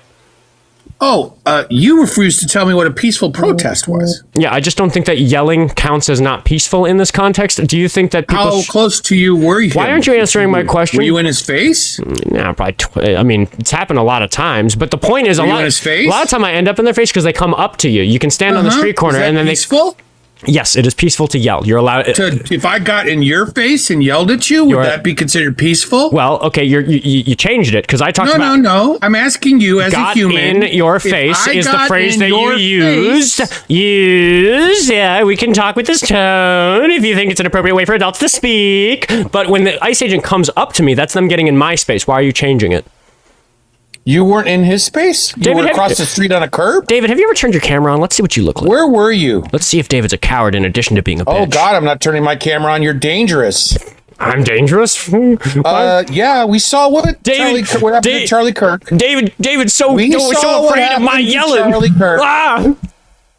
No one's going... Why does ICE wear masks? So they can get away with their crimes. Emily sent me $1 to ask David if he's still mad at me because they're afraid of you, Oscar. Hold on. I'm trying to read Emily's donation. They're literally scared to death of you. Hold on, it's not loading properly. I'll just let you yap for a second while I try to get it loaded. What don't you get? Yeah. You don't understand that, do you? There we go. Emily said, wear ask David if he's still mad at me for protecting my property. LOL. Is that an inside joke? I don't know Who what is he's Emily? talking about. I don't know. I'm just reading the donations. Canadian Vicky also sent one. You don't want to have a discussion. Well, you want to talk to the comments. Do you want to answer the question? You want to talk to the comments? You want to talk to me? I have a true or false question. You can stay on my show if you answer it. You want to talk to the comments? I have a straightforward question I'd like for you to answer. Well, I gotta go. Why are you leaving? You're basically not willing to have a discussion. You gonna run? So you want to play games like a child and talk to the comments. All right. Run your grift. All right, let's see how the show runs with David in charge. Let's hear it. What do you got? Oh, he left. Incredible. Canadian Vicky for $5 on YouTube on Buy Me a Coffee said, "Hi, bitch, David. Canadians know you're a bitch too." Yeah, it's obvious to everybody watching. Lots of people watch the show. And then David sent another $5 on Venmo to say, "David, the bitch won't turn on his camera because he'll be the oldest looking 32-year-old bitch who's pushing 60." Yeah. Quick announcement. Bitch is an equal opportunity insult. I don't use it for women. Well, I don't use it specifically for women. I use it for people who are being bitches. David's been a bitch on the show every time he's called in, and he really doesn't like being called a bitch. That's kind of why I'm there. We're gonna talk to Raven 27. Maybe they'll do battle with Raven, who's in the producer's chair today. We shall see. Hello, how old are you? 48. You support Trump? I support people doing the right thing. Mm-hmm. Do you support Trump? I support some of his policies, not all of them. Are you glad that he is president instead of Kamala Harris? I'll never speak bad about a president or commander in chief. Yeah. You're just running away from it, but like, you know what I'm asking you. I'm not running away from it. No, you totally are. No. Let's be adults about this. Let's not pretend that you didn't understand my question. You know what I mean. When you found out that he got elected, were you happy about it, and are you still happy about it? Abso-fucking-lutely I am. Okay, so that makes you a Trump supporter. Now we can move on. You could have just started there. Why do you support Trump? I mean, there's multiple reasons. I mean, for me, I guess it's the support that he's given us throughout the military. I haven't seen pay raises like I have with this president. The stuff that he's done for us well above and beyond. So do you think that like the way that the president affects your own particular circumstances are the only thing that's worth considering when assessing whether or not a person should be president? Well, I'm not really concerned about anybody else. Oh, so when we start worrying about other people, that's when we start losing when focus. people are that selfish, I just insist that they turn their camera on, because people who are that selfish tend not to take my show very seriously. So could you turn your camera on before proceeding? I'm taking a shit. I mean, if you want to see that, I'm cool with that. Get off my show. Like, what the fuck, dude? I don't want to... Like, really? You don't take other people seriously. You don't even take yourself seriously. My goodness. We're going to talk to Thomas Bravo. Hopefully he won't be taking a shit on my show. I could have kept him on. I just don't want to talk to somebody who's fucking pooping. Thank you for the extra $5, David. He said, David, the pocket-watching bitch, talking tail between his legs, walking bitch. Sorry, that's not for you, caller. Thomas Bravo, how old are you? 22. Do you support Trump? Yeah, I did. Why? Immigration policy is pretty good. And I noticed that you have a banner, so I just wanted to talk about that. Okay, yeah. Why is immigration such a big problem? Because people made it a big problem, and it's gone a big problem. That doesn't... By max amount of people that coming into the country. Yeah. There's a lot of illegal immigrants. I think we should address that. Why is that so important an issue to you that you're okay with Trump, who's a pretty reprehensible character, being president? Because he's doing the job that I wanted him to do. Right, but why do you want that job done? Like, why is it important to you that we deport these illegal. People? Yeah, do you think that everything that's illegal should be enforced to the fullest extent of the law? Illegal immigration in this context, for sure. Okay, but so it's because in this context with illegal immigration. But the question again is, why is in this context illegal immigration such a big issue? Because it's illegal. Okay, so now we're back to the beginning of the circle. Do you think that just because something's illegal, we should enforce it to the fullest extent of the law necessarily? Yeah, sure. That's no problem with that. Okay. So do you think that I should be in jail for all the years that I smoked the green stuff before it became legal in the state that I live in? I don't really care. That's not my problem. Oh, I'm sorry. We're talking about immigration here, not talking about like... Okay, what I'm trying to understand is why illegal immigration is your problem, because unless you're an illegal immigration, sounds to me like you don't really care because that's not your problem. Well, no, it is my problem since I live in the country and I wouldn't really want that's what I'm trying to understand. Illegal immigration. Yeah, that's why I voted for it. That's what I'm trying to understand. I'm trying to understand why it's such a big problem for you that there are illegal immigrants. Well, so why is it a big problem? Because it's illegal. I don't know. Now we're back to the beginning of the loop where it's illegal. Exactly. That's the whole point. Yeah. Why do you care? It's illegal. So Right. can you get to a point of your argument? It's illegal to jaywalk. Should we put you in jail? Like again, we can just like. No, it's a ticket. You get a ticket if you get caught. It's only a misdemeanor to be an illegal And immigrant. is that a crime? We're asking why it affects you. Why is this that important? a crime then? There's lots of crime in this country. There's lots of murders. There's lots of rapes. There's lots of problems. Let's see, harassment and bullying. Is that me or the guest? That's me. I don't care. I'm gonna stick through it. Okay. Yes, there's lots of problems in the country. I'm asking why this illegal immigration issue is so important to you. Because I don't like illegal immigrations at all. I don't like massism on it. It was kind of dumb. It was kind of stupid. People died from it. Wait, you don't like what? I think that's kind of You're not speaking very clearly. I know you're trying to keep up, but your articulation isn't as good as mine. So don't try to talk as fast as me. It's illegal. There's people that have died from it, from illegal aliens. They all committed crimes. I think they all should be then deported. Right, but into the country are they more or less dangerous than other members of the population in terms of violent crime? There's probably more Americans that do more crime. Yeah. Yep. Probably because there's more Americans in the United States than illegal immigration. No. It's it's proportional. Also, they're 2.5 times less likely to commit violent crimes, even in consideration of the population that they represent. Everybody that comes in the country illegally is a crime technically. Is it 25? Yes. Did I say any crime at all? Did I say any crime at all, or did I say violent crime? So anybody that comes into it doesn't matter. It's a crime. It's a crime, and they should be deported. It doesn't Why is that matter. wrong? Oh, so we should treat jaywalkers the same way we treat murderers because they're both crimes? No, because it's a different level of a crime. Oh, that's right. So I wasn't talking about that level. I wasn't talking about that level of crime. I was talking about violent crimes. What I said specifically is that illegal immigrants are 2.5 times less likely to commit violent crime. Why do you not consider that important? Because I don't think that if you commit a violent crime, you should obviously then go to jail. If you're illegal, then you probably shouldn't be here. So that's why we shouldn't allow any illegal immigration. I agree. I think that if you're an illegal immigrant and you commit a violent crime, you should be deported. We agree on that. Why in the world? Okay, let me give you a perfect example. There was somebody in Texas that was an illegal immigrant, didn't commit a crime before, ran from police, and then killed a teacher, a black teacher. I would hate to. We love our black people. We love the blacks, right? We love our Americans, and then killed a teacher. That person did not commit a crime before. Are we going to then wait for an illegal immigrant to come into the country, then commit a crime, and then deport them? No. Let's be proactive and let's support them. You know, right? white dudes who own firearms shoot up a lot of schools. I think we should be proactive and lock all of them up. Yeah, we should. Of course. You should lock up all the white dudes who have guns? That commit a crime? Yeah. Why would I don't usually do this with people who are so young because I just think there's time for you to be saved, but you're so fucking disingenuous and shitty. I'm going to ask that you turn your camera on. Camera on or you can't. Camera on or you can't stay on my show. We can go right back to you're talking. Running. I got it. Perfect. So when you say F-ICE. Camera on. Nope. Nothing happens next. You can hit the run button if you want or you can turn your camera on. This is embarrassing. Yeah. It's just people watching know that it's a waste of my time to talk to people who won't turn on their camera on. So you can hit the run button if you want. It's a waste of time that you can't even answer my question. Why would you say F-ICE? Turn your camera on. Supporting it? 7, I already told you I'm not going 6, to. Then goodbye. Get off my show. We're going to talk to Matt H. after I remind everybody to go to the link tree in my bio and support the show if you feel like I'm doing a good job. Lots of people are doing that, and it's making my life really, really cool right now. Very exciting to get to do all this stuff. Thank you very much, Jacob, for the $5 on Venmo. He said, crossing the border isn't illegal. Whoa, watch the background noise, Matt.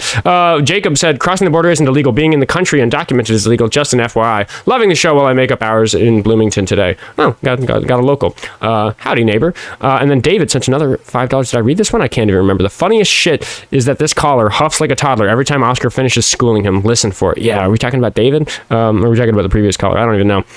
Emily sent another $1 to add to the conversation. Is it a crime? If a crime is a crime, why did he vote for a felon? Yeah, we don't even get to that part of the conversation with these people. They can't fucking handle the conversation long enough to even address the fact that they voted for a convicted felon.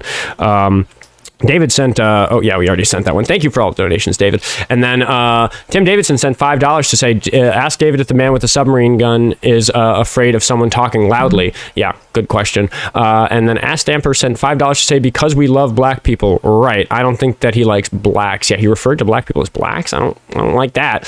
But he did do that. Anyway, Matt H., how old are you? Ooh. There we go. Sent you the invite to turn on your mic. How old are you? 30. 30. Are you a Trump supporter? I would rather eat my gentleman vegetables than vote for an absolute crook like Donald Trump. Based. We're going to talk to Hello Kitty. We're going to see if they, I don't know. I don't have a pun for Hello Kitty. Hello. How old are you? Sorry. I accidentally clicked the thing. No worries. I'll give Lucky Phil some airtime just because he sends so many donations on Buy Me a Coffee. We'll check in with our neighbor from the other side of the planet down in Australia. How you doing, Lucky Phil? Oh, g'day, mate. Doing all right. How you doing? You've seen. Oh, this entire stream chock-a-block full of bitches, mate. What's going on? I don't know, man. We're running out of sensible Trump supporters. I've been saying it for months. Not anybody who's actually reasonable and capable of having a meaningful conversation is calling in. So this is what we deal with on the show. Yeah, my messages came through regarding the very first. I think it was the first call, the one who joined without a shirt on. That was a good look. Anyway, that guy was drunk. I'm pretty sure. He was going off about, you won't put Israel on the piece of paper. Mate, I thought that wasn't there something about Netanyahu saying that Trump's the biggest friend, the best friend, the biggest asset that they could ever hope to have, or some shit. Yeah. I mean, at the end of the day, like, I just don't understand why that guy. Sometimes they get so very stuck on the prompt. They think that, like, you know, if for some reason this piece of paper is going to save them from a conversation with me. I don't get it.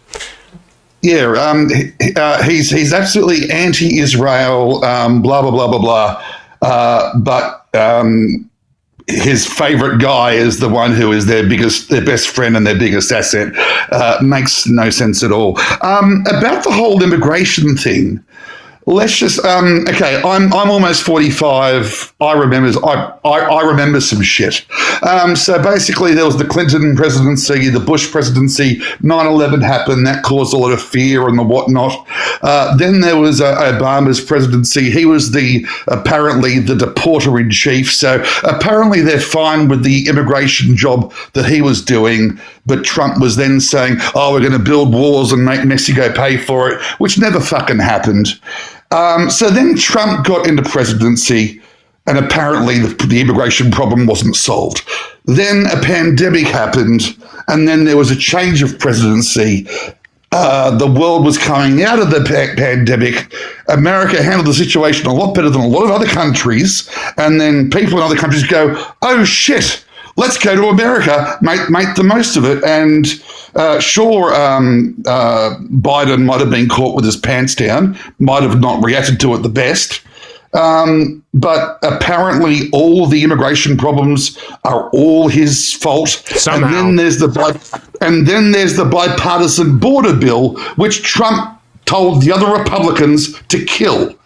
Now, make it make sense, Phil. Yeah, I'm an Australian and I know this shit. How do the folks over there not know this shit?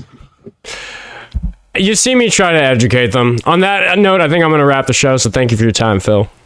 Kick me for the algorithm. For the algo. Thank you for watching the Oskar Quentin Show. What was this, episode 90? 100's coming up. How exciting. Linktree in the bio if you want to follow me on all the other platforms. The show is on YouTube 2, sometimes more, hours every single day. So if you want to go listen to me while I'm not on the air, you can do it there. Follow the backup account, Oskar Quentin Music. If you're watching on TikTok, get following on here if you are not. Also, I'm pretty sure that my main account passed 20,000 followers on TikTok during the show today. So yay. And thanks to all the donors. Thanks to everybody for making this show what my life gets to be. Very exciting. I'll see you guys tomorrow, 10 o'clock Central Time. No evening show this week. I'm busy. Anyway, at least not tomorrow. We might do it a different day this week. Goodbye, TikTok. And goodbye, YouTube.